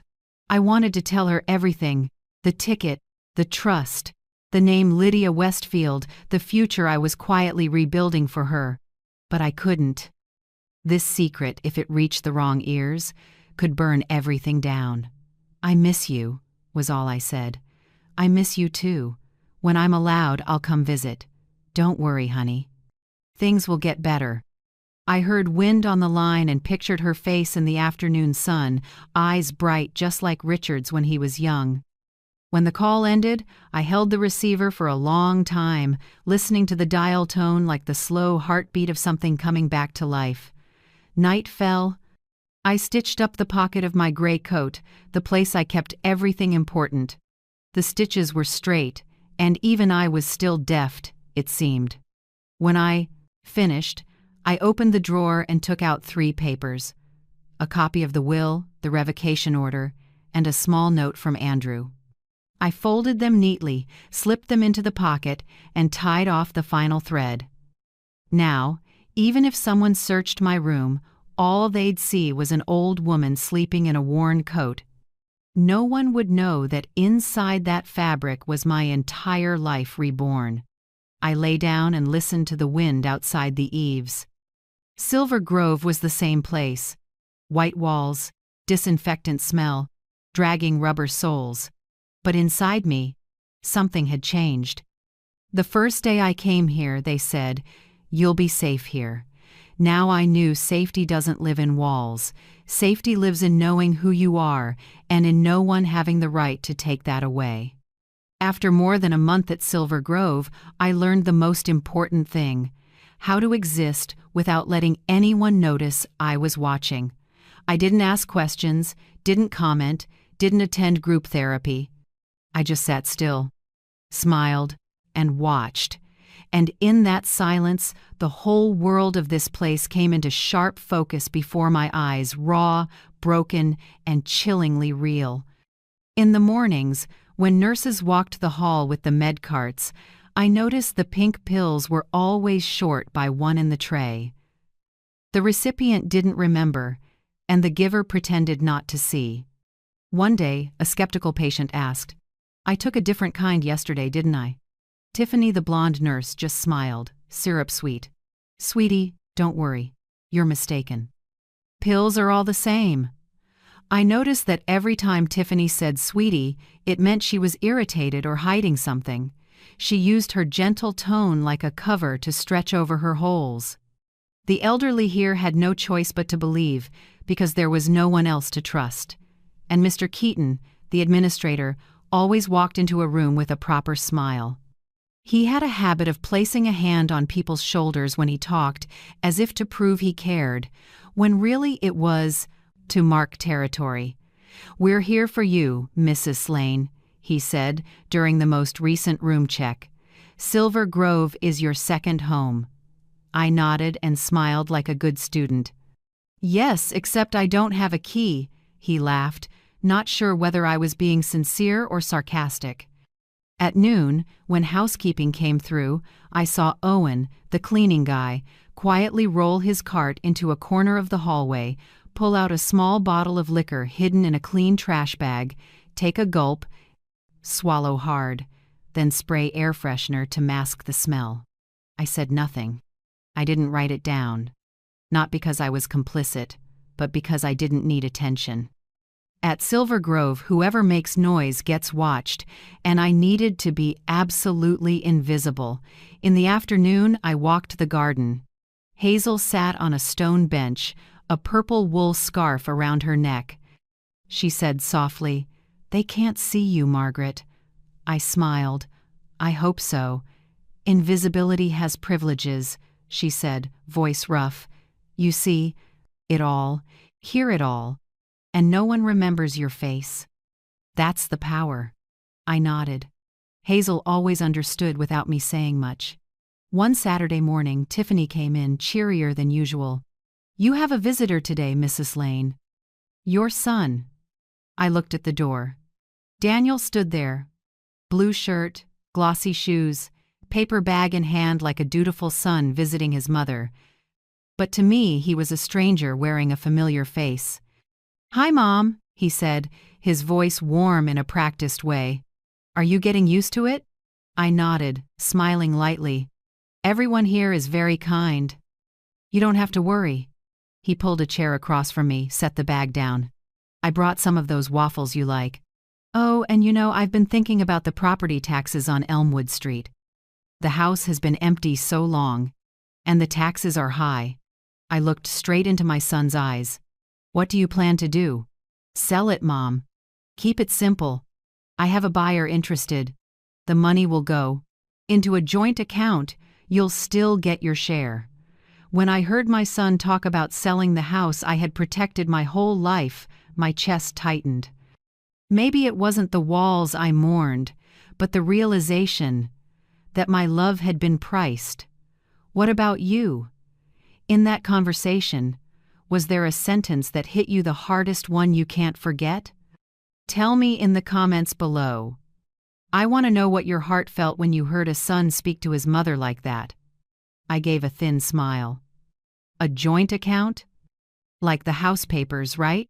Daniel froze for a second. Then his voice shifted softer. "Mom, I'm only trying to help. That house is run down. No one's taking care of it." I was quiet for a few seconds, then said slowly, "I found a piece of paper in an old coat the other day." He blinked. "What paper?" "A paper that you'd be very interested in if you knew what it was." His face paled just a flicker, but he couldn't stop it. "What paper?" he asked again, voice higher. I shook my head and smiled. "Nothing, just a piece of paper. But I'll keep it safe." He stood, stiff. "Don't worry me, Mom. I just want you to be stable. I have to go." "All right," I said. "Drive carefully." The door closed. I stayed seated, listening to his footsteps fade down the hall. Inside me rose a taste both sour and sweet, like someone who set a trap successfully, yet still felt sorry for the creature that walked into it. That afternoon, Hazel looked at me and asked softly, "You're smiling more than usual today. Something happen?" "Nothing, Hazel," I said. "I just remembered an old lesson." "What lesson?" "When people think you're weak, let them. The longer they think it, the less guarded they are." She nodded, cloudy eyes brightening as if she understood better than anyone. That evening, I opened my small journal under the dim yellow light and wrote, "Daniel visited. Same smile, same voice, same words.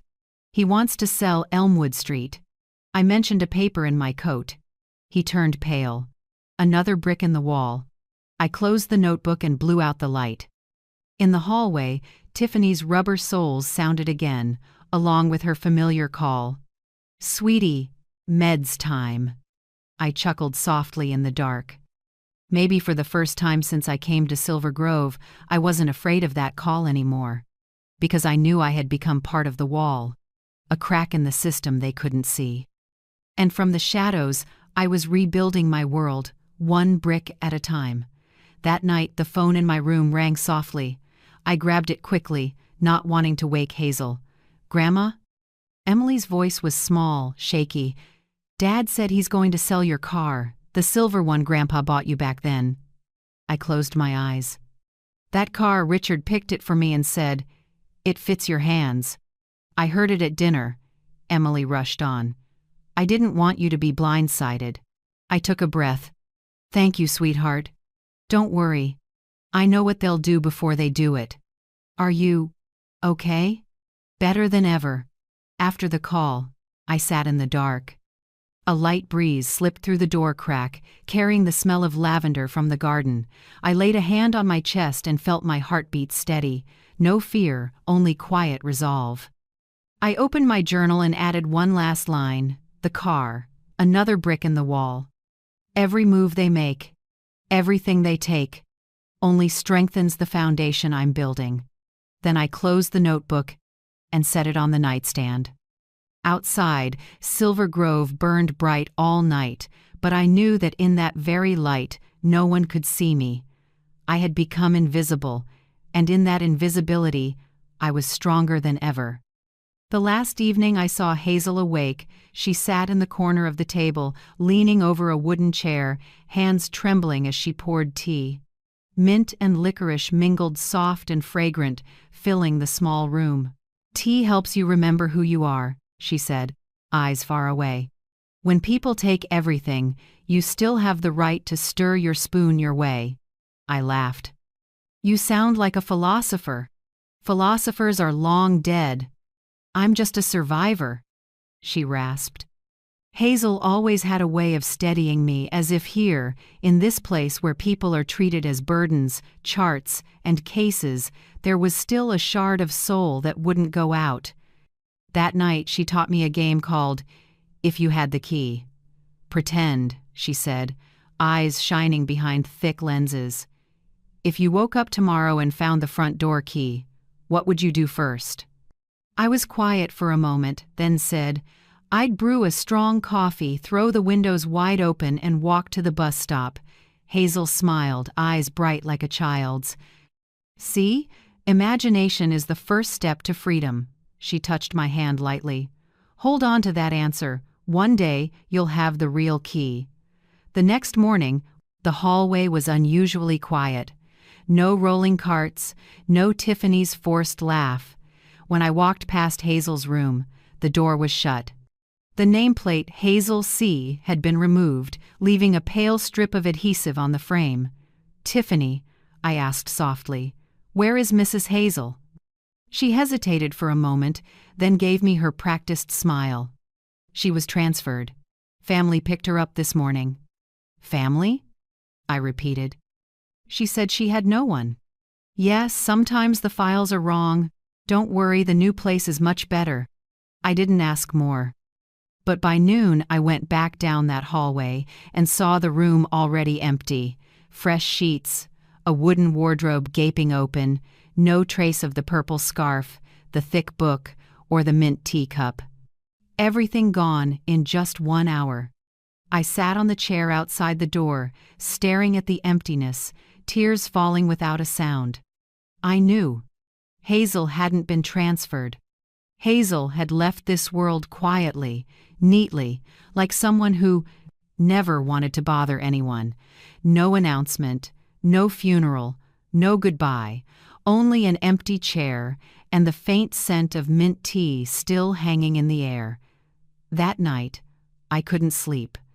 I opened my notebook and wrote, "Hazel is gone. No crying, no photo on an altar. She lived like a shadow, and when she left, she faded into the dark. I understand now if I don't leave this place, I'll disappear like her." I sat a long time by the window, watching the hallway lights ripple on the wall like small waves. Each light was a trapped soul, barely breathing inside a tired shell. Somewhere out there, Daniel was probably still having dinner with Clara, talking about selling the house and the car. They thought I had given up, that I was living out my dim last days. They didn't know Hazel, my last friend here, had left me the greatest gift, the urge to live for real. The next morning, I secretly wrote Andrew's phone number on a small slip of paper. I folded it and quietly slid it under Nora's pillow. Nora, almost blind but with a frighteningly sharp memory. "Nora," I whispered as I helped straighten her blanket. "If one day I'm no longer here, and someone asks about me, please give them the paper under your pillow." Nora nodded, her voice thin as a breath. "I understand. Not everyone who disappears is lost. Some leave to find their way." I smiled and squeezed her hand. "That's right." I decided to postpone my legal appointment with Andrew for 1 week. I needed time to think, not because I doubted him, but to be clear with myself. I needed to be sure I wasn't running away out of fear, but stepping forward for freedom. I spent the afternoon in the garden, watching the sky turn gray, fingers tracing the teacup Hazel had given me. I pictured her sitting beside me, with that tired yet gentle smile. I remembered the game, If You Had the Key. If I truly had the key to Silver Grove now, I would unlock the door, step outside, breathe real air, then go find a window facing the ocean, or just a small window in a shabby rental. It didn't matter. What mattered was that it belonged to me. That night I wrote a new list, simpler than ever. Things I will leave behind. Revenge. The need for an apology. Waiting to be validated. Things I will take with me. A window. A key. A name. I stared at the last 3 lines for a long time. A window freedom. A key agency. A name self. Those 3 were what Hazel taught me, with only a few cups of tea and one simple question. The next day, Tiffany brought in my meds, cheerful as always. "Mrs. Lane, feeling better today?" "I'm fine, thank you. Aren't you going to the garden? Weather's lovely." "I will, but after I make tea." When she left, I poured all the pills into my palm. 1 pink, 2 white, 1 orange. I didn't take them. I dropped them into the trash, as lightly as tossing away a few grains of sand.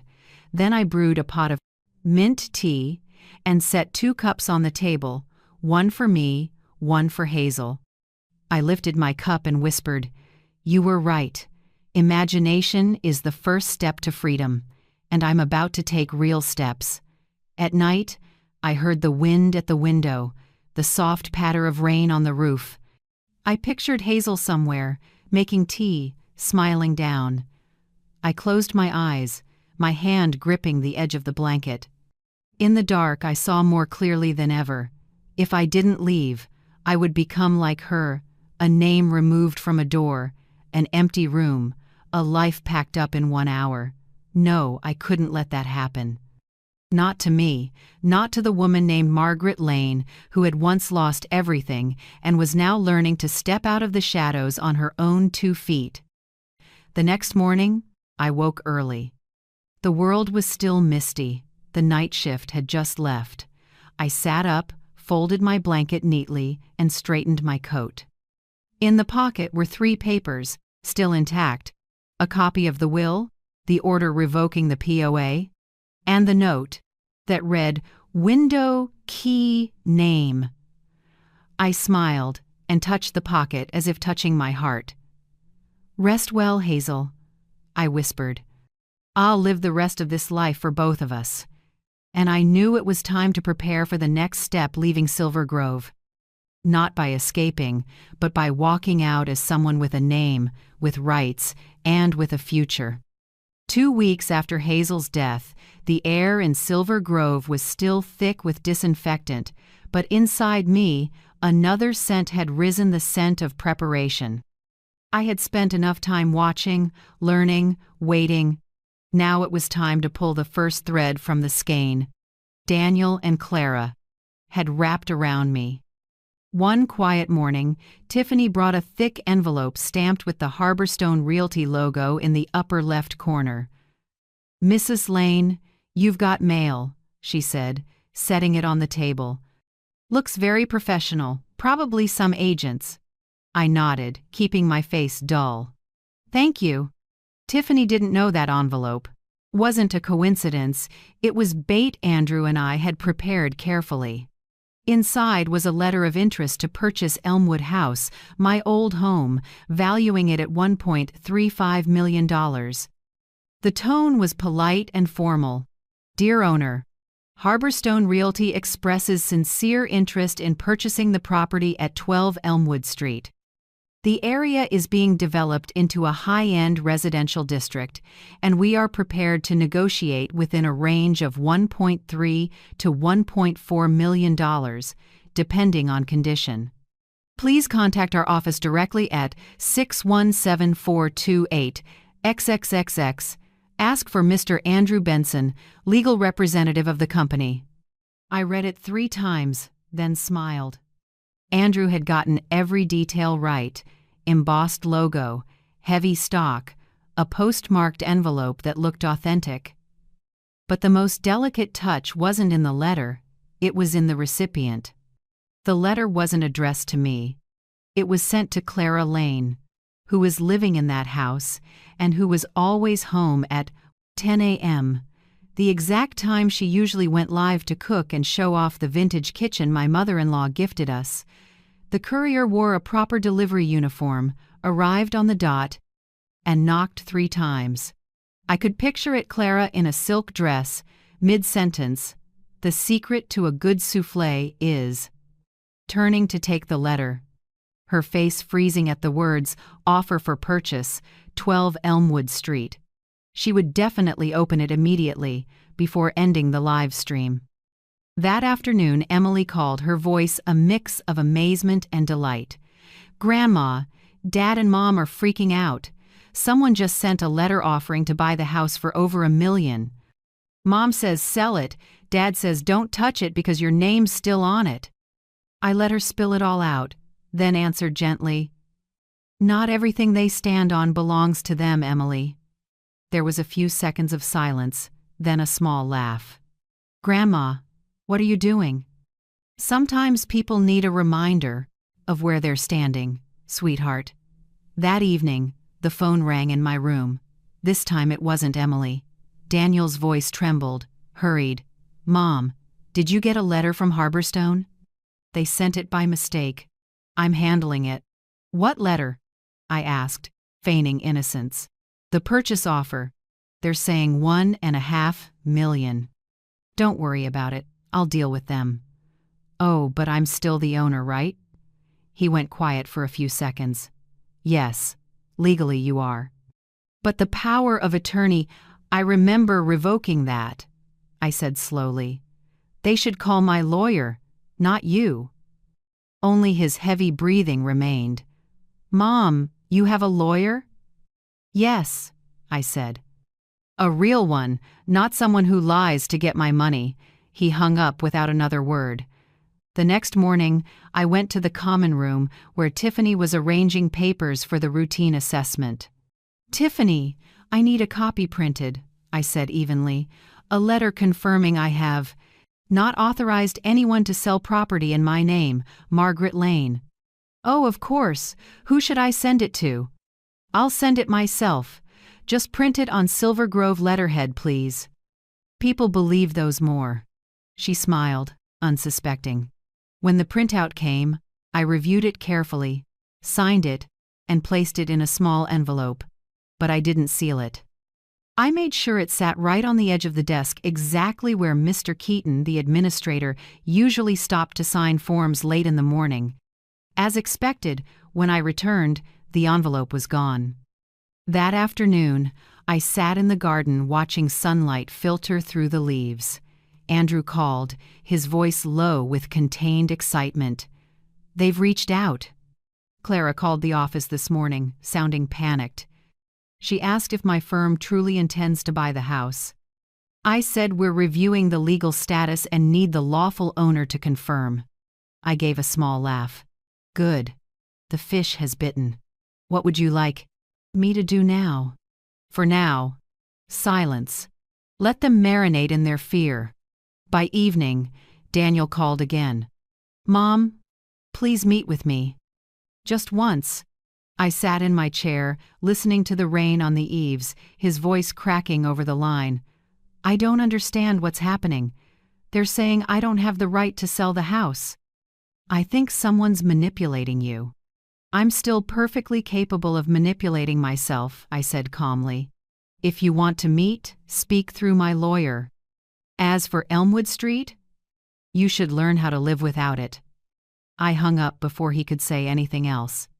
That night, I opened my notebook and wrote, Day 18. Andrew sent Harborstone letter. Clara reacted as predicted. Daniel panicked. I sent the no authorization letter, one fish on the line. I'm waiting for the first thread to pull free. I set down the pen and listened to the steady rain outside. Silver Grove, a place meant to isolate, was becoming the center of a quiet chess game. And I, the piece they thought was a disposable pawn, was now directing the moves. The next morning, Tiffany spoke in a low voice as she handed me breakfast. "Mrs. Lane, someone called yesterday asking to verify your residence. Said they were legal representatives." Sounded intense. I smiled lightly. "Really? I'm just an old lady who grows plants. Nothing to get intense about." Tiffany shrugged and left. I looked out the window. The first light of day hit the glass, reflecting my silhouette thin, small, but standing straight. Outside, the breeze stirred the lavender trellis, each purple bloom trembling like a small promise of freedom. I knew that from this moment, the first thread had truly come loose. Once it started unraveling, the whole skein wouldn't stop, and when that happened, I would no longer be invisible. I would be the one pulling the light back. 3 days after the purchase offer from Harborstone threw the Lane household into chaos, Silver Grove suddenly felt busier. I heard the click of high heels, smelled expensive perfume in the hallway, strange scents in a place that usually smelled only of disinfectant. Tiffany popped in, beaming brighter than usual. "Mrs. Lane, you have special visitors today, your son and daughter-in-law." I set down my teacup and smiled faintly. Oh, how rare that they remembered me. When the door opened, Daniel and Clara walked in, as if posing for a Happy Family magazine spread. Daniel in a charcoal suit with a blue tie. Clara in a cream silk dress, clutching a large designer bag, glossy red lips, and a pasted-on smile. "Hello, Mother," Clara sang, voice bright as a commercial jingle. "You look much healthier." "I'm not dead," I replied softly. Daniel gave an awkward laugh and pulled out a chair. "Mom, Clara was worried about you. We wanted to check that you're okay. Are you eating well?" "Fair enough," I said. "Not as many good dishes as when I cooked." They exchanged a quick glance, the look of two actors afraid of blowing a line. Clara launched into her performance. "Mother, I really regret leaving you here this long. I want you to move back home. We can rearrange the living room and hire a private caregiver." You'll be so much more comfortable." I didn't answer. I just smiled. They needed me to believe, or at least pretend I did. "That's right," Daniel added smoothly. "I've spoken with a lawyer about the property taxes. If you agree, I can move all assets into a joint fund to protect you, you know? You won't have to deal with paperwork or agents bothering you." "A joint fund?" I asked again, slow and mild, as if tasting each word. "And who holds the key?" "I do, of course." "But everything is for you." Clara took my hand, her pink-polished nails pressing lightly into my skin. "You know I've always loved you like my own mother." I looked at that hand, the same one that once pushed aside the soup I cooked, the same one that locked the door to the home I built. Then I looked into Daniel's eyes. A quiet silence stretched thin. Finally, I set my hand over Clara's and gently lifted it away. "You two are very good actors," I said softly.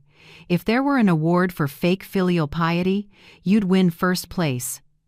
Both froze. Daniel tried to smile, but it crumbled at the corners. "Mom, what are you saying?" "I'm saying I'm not dead, and this is still my life." The room fell so silent I could hear the clock ticking on the wall.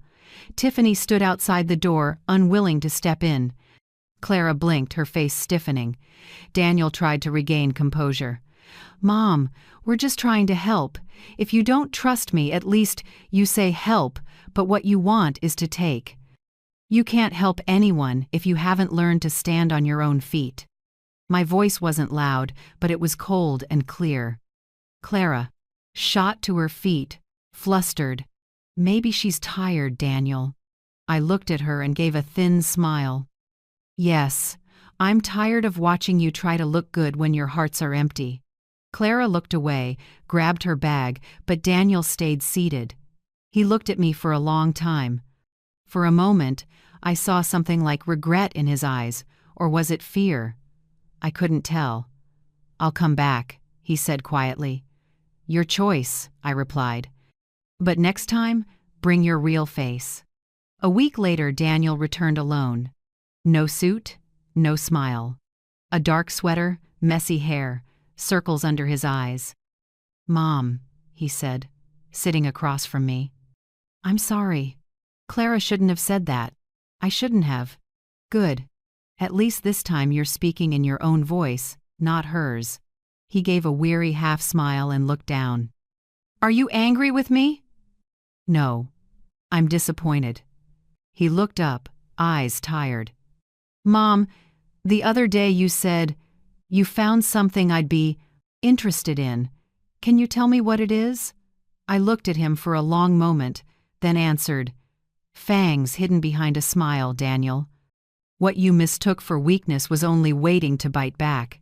He sat still, hands clasped tight. "Mom, I'm not trying to take from you. I don't know any other way." "I know. But you chose the easiest way, taking from the person who loves you most." He turned his face away, voice thick. "Clara told me to do it. She said you weren't lucid."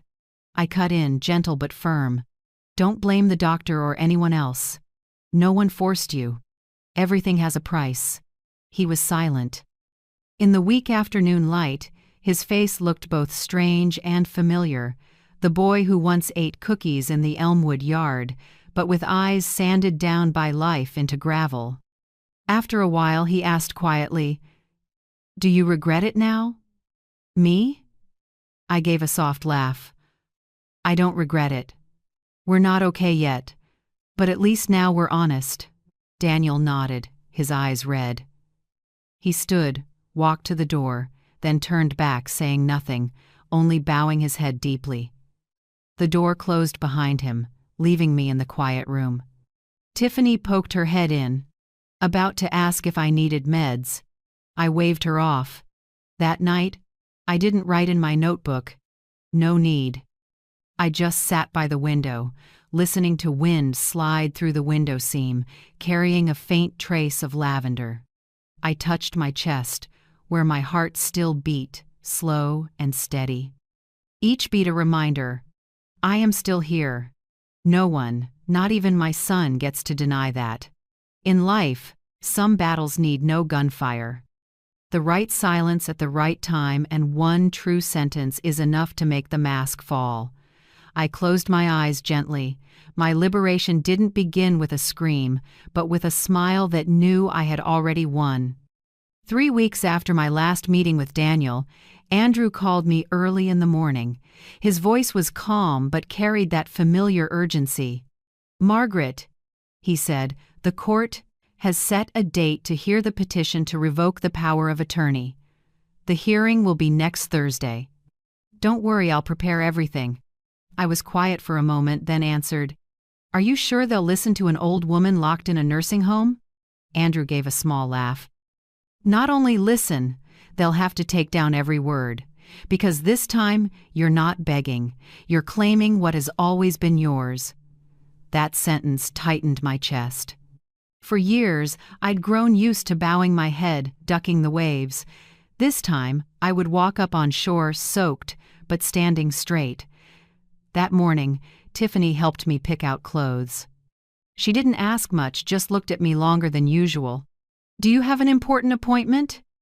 "Yes," I said. "I have a conversation with my own life."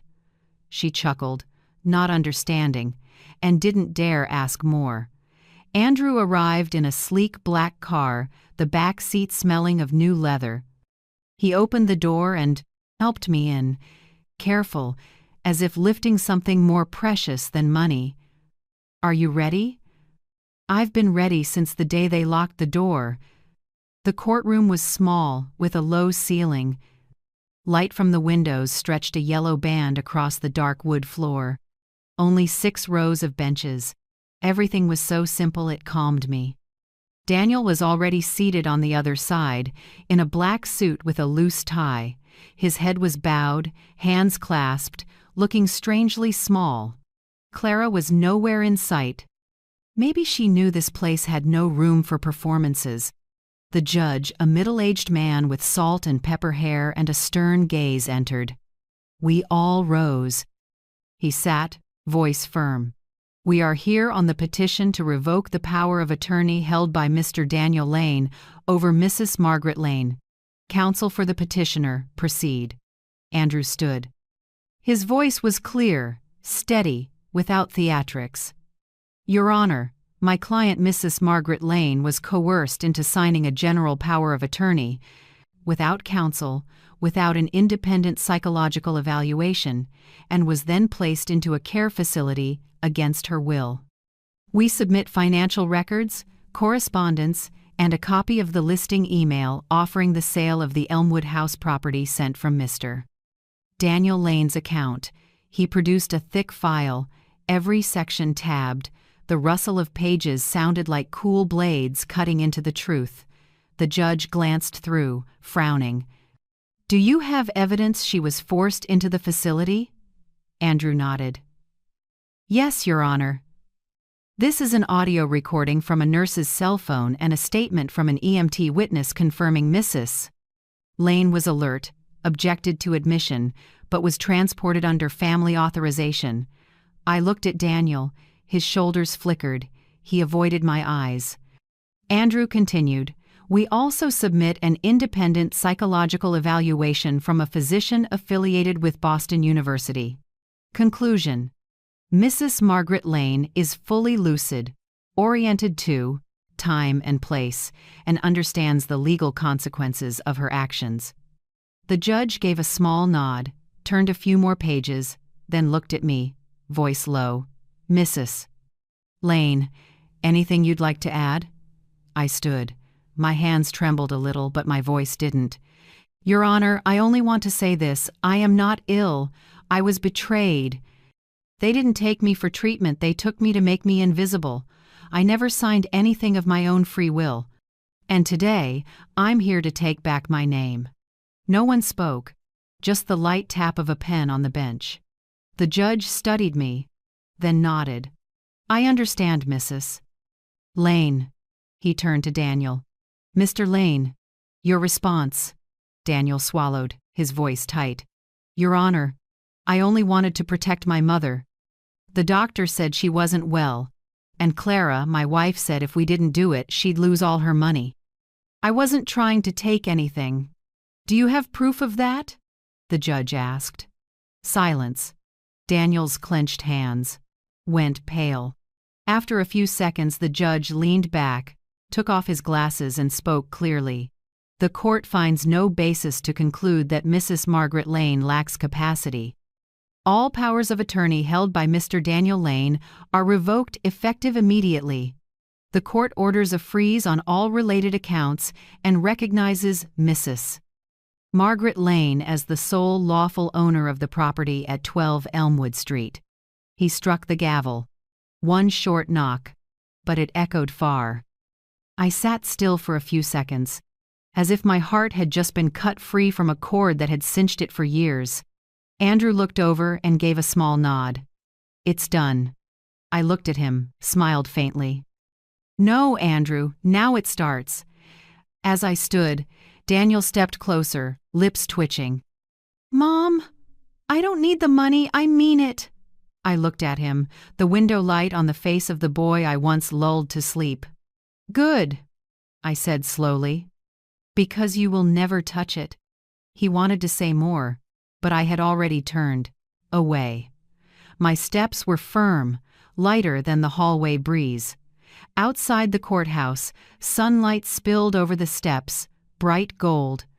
I inhaled, lungs filling like it was the first true air I'd breathed in years. Andrew walked beside me, silent. He knew some victories don't need celebration, only quiet to feel them. I looked back at the little courthouse, narrow windows, weathered roof where a period had been placed on the long sentence of being locked up in the name of love. On the drive back, the road curved through rolling hills.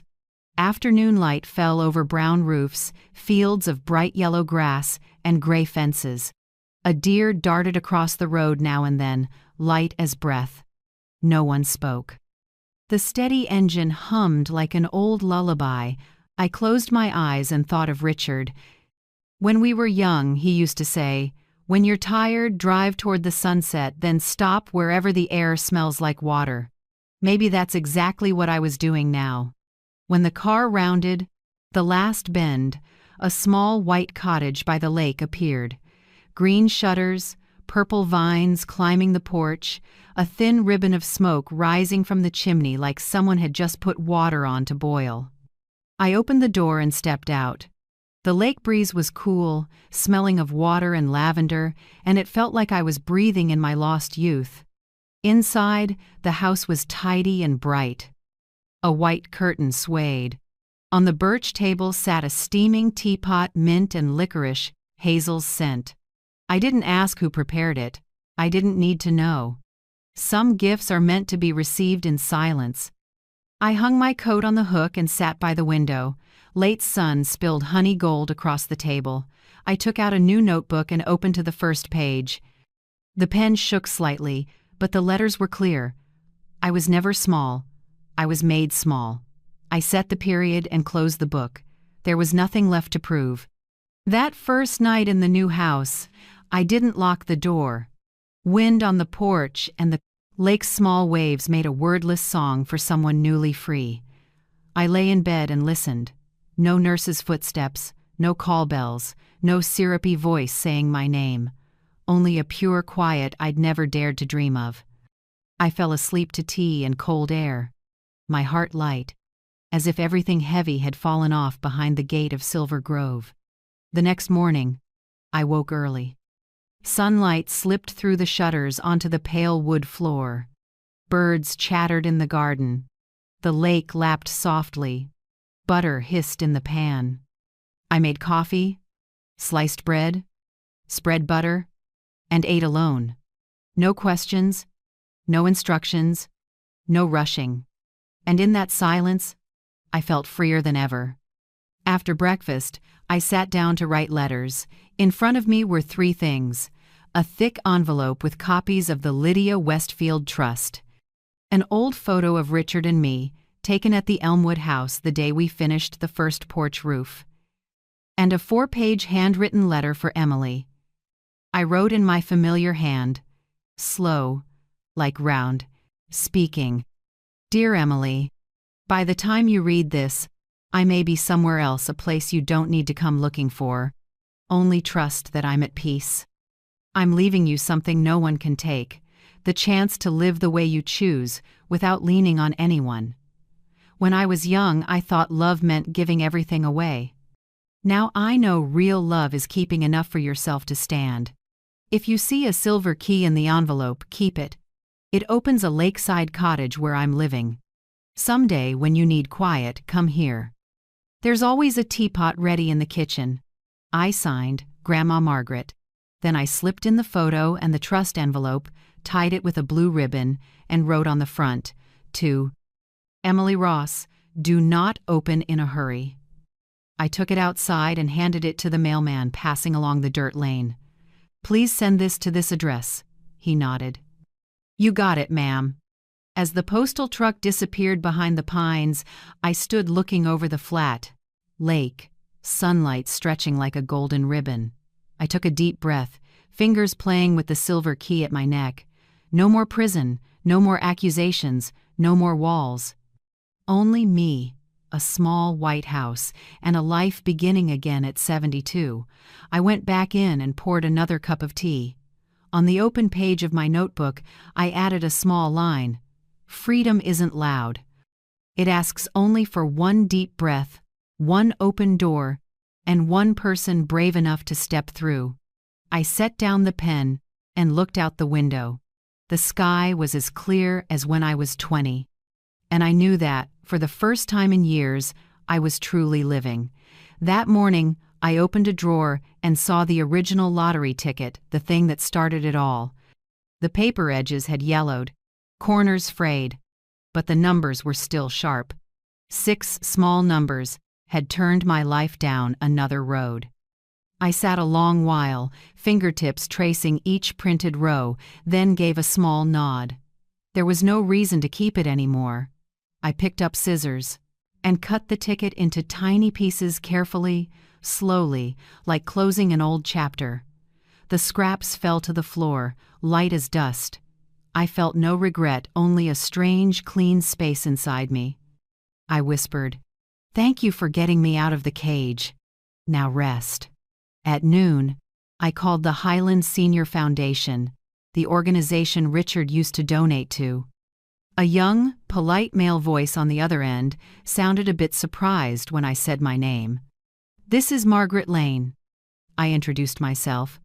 "Or, if it's easier, you can call me Lydia Westfield." A brief pause.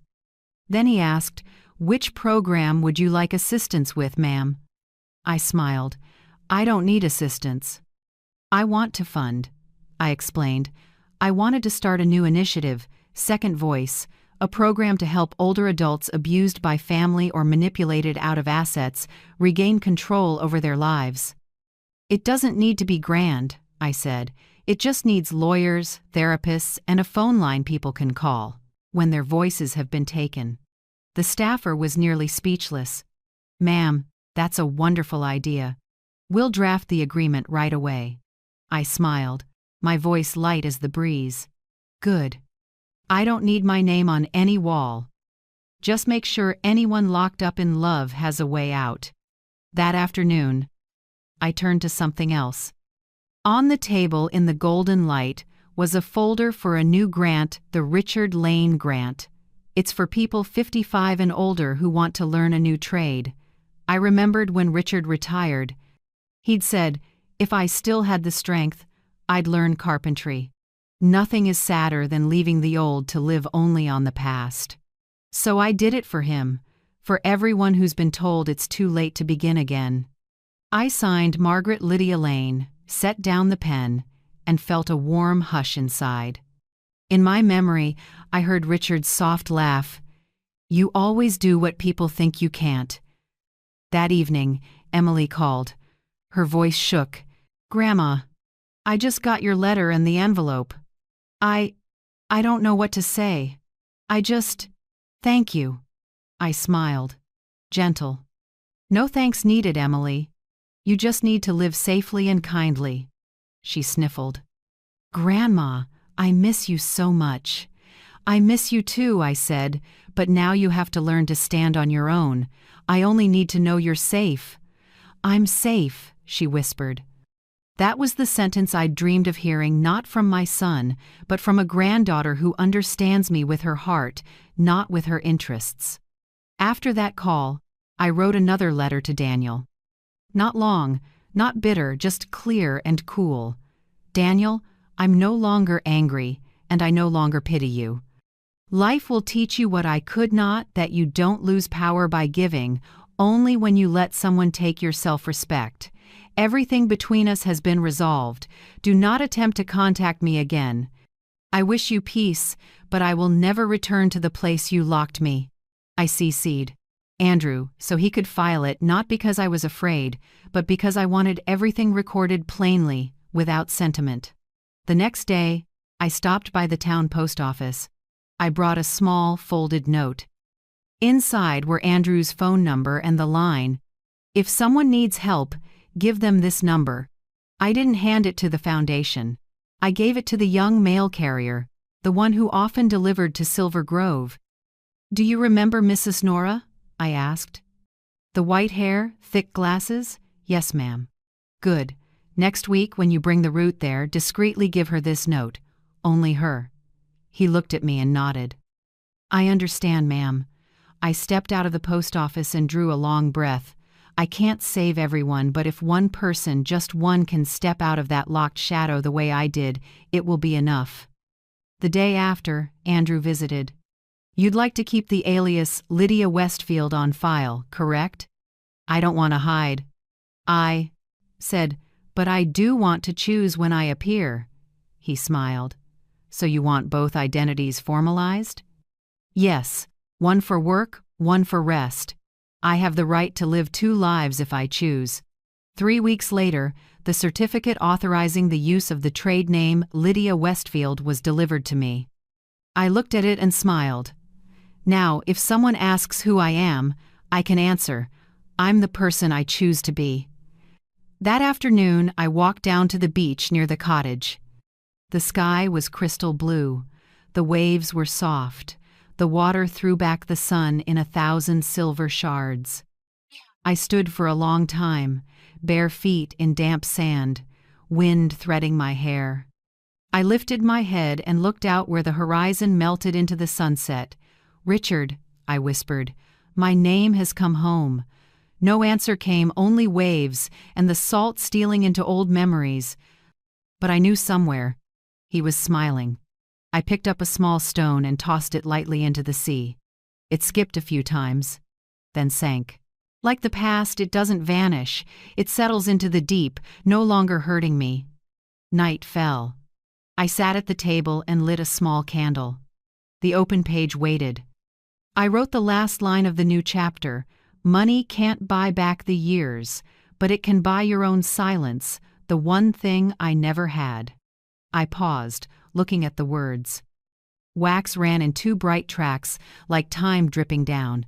Then I closed the notebook and set my hand over my heart. It beat slow and even, unhurried. No more bitterness, no more schemes. Only the quiet of someone who has lived long enough to know freedom doesn't need to be loud. I smiled, the first smile that didn't have to hide behind pride or defense. Outside, the sea breeze slipped through the cracked open window, carrying the salt and the sound of waves. I closed my eyes and heard my heartbeat blend with the wind. And I knew after 72 years I was truly free. One October morning, with fog still hanging over the lake, I went back to Silver Grove. Not out of nostalgia, but because of a promise I once wrote to myself that I would leave in silence, but return with a voice. The iron gate was the same. White paint, peeling in patches. On the sign, the word Silver had faded, only Grove remained, bare like a memory not yet gone. I didn't go in. I stood outside, looking at the windows that once kept me in the name of care. I handed the security guard a thick, carefully sealed envelope labeled, "To the legal department, no reply needed." He looked at me, a bit surprised, then nodded. Inside that envelope were lawful resident complaint instructions for older adults, a list of resident rights, and a handwritten letter from me. If someone is brought here one day and thinks they have no choice, open this envelope. Inside is a path to help them find their voice again. No one is allowed to lock someone else's heart and call it love. I didn't sign my real name. I only wrote, someone who once. I lived in room 214. I didn't look for Tiffany. I knew she still worked there, but I didn't need to see her again. Some pasts should be closed gently, like an old door that shouldn't be knocked on anymore. I walked slowly along the path, lined with maples shedding their leaves, hearing the soft rustle under my feet like a tender farewell. At the gate, I took a deep breath. The air outside was cool and clean, just like the first time I walked out of Silver Grove, only this time, I chose to turn away. No send-off, no goodbyes. That afternoon, I went home, where the roof on Elmwood Street had just been repaired and the fence freshly painted. On the table lay the court order I had just sent to the brokerage that tried to list my house without permission. White paper, black letters, neat and final. All transactions, advertisements, or transfers related to 12 Elmwood Street are permanently suspended. Sole owner, Margaret Lane. I didn't feel triumphant. I felt at peace. Because sometimes justice doesn't arrive with the knock of a gavel, but with the quiet of someone who no longer fears losing anything. I called a carpenter and asked them to fix the porch swing where Richard used to read the paper every morning. When the carpenter asked if I wanted a new bench instead, I shook my head. No, keep the old creak. It's the heartbeat of this house. That evening, after they left, I made tea and took it out to the porch. I set another small cup on the table. The chair beside me was empty. This one's for Hazel, I whispered. The tea's scent drifted into the cold air, mingling with wood and aged lavender. I sat still, almost hearing a soft laugh beside me. I opened my notebook and read out loud to no one but myself. No one has the right to lock you up and call it love. No one is allowed to take your voice and call it protection. And no one can define freedom for you unless you let them. I read each word slowly, letting them glow. In the night like small candles, growing brighter inside me. Wind from the lake swept by, carrying flickers of light across the water. Those little sparks like lost pieces of a life were coming back, shimmering without needing any apology. I lifted my eyes to the sky. The heaviness was gone. There was only light, water, and my own presence. That night, I didn't write a journal entry. I wrote only one line on the last page of the new notebook. My name is Margaret Lane. I have my own voice. And from now on, every choice in my life will be mine. Then I set down the pen and gently closed the book.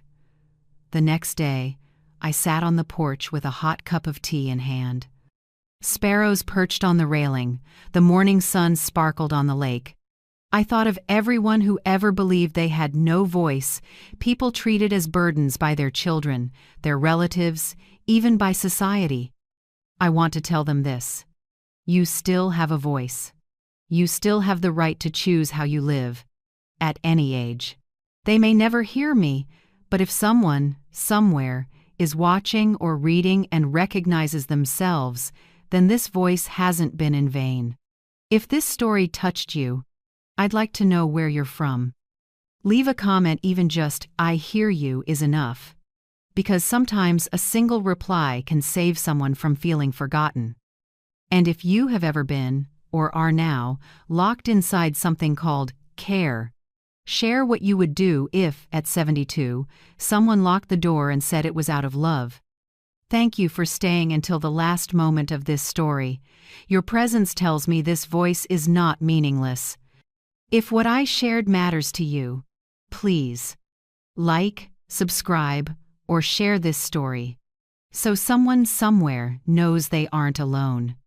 Because every comment you leave, every share you make, is a key that opens a door for someone still trapped in silence. I lifted my cup and smiled. The wind brushed the lake again, the light melted into the water, and I knew I was home.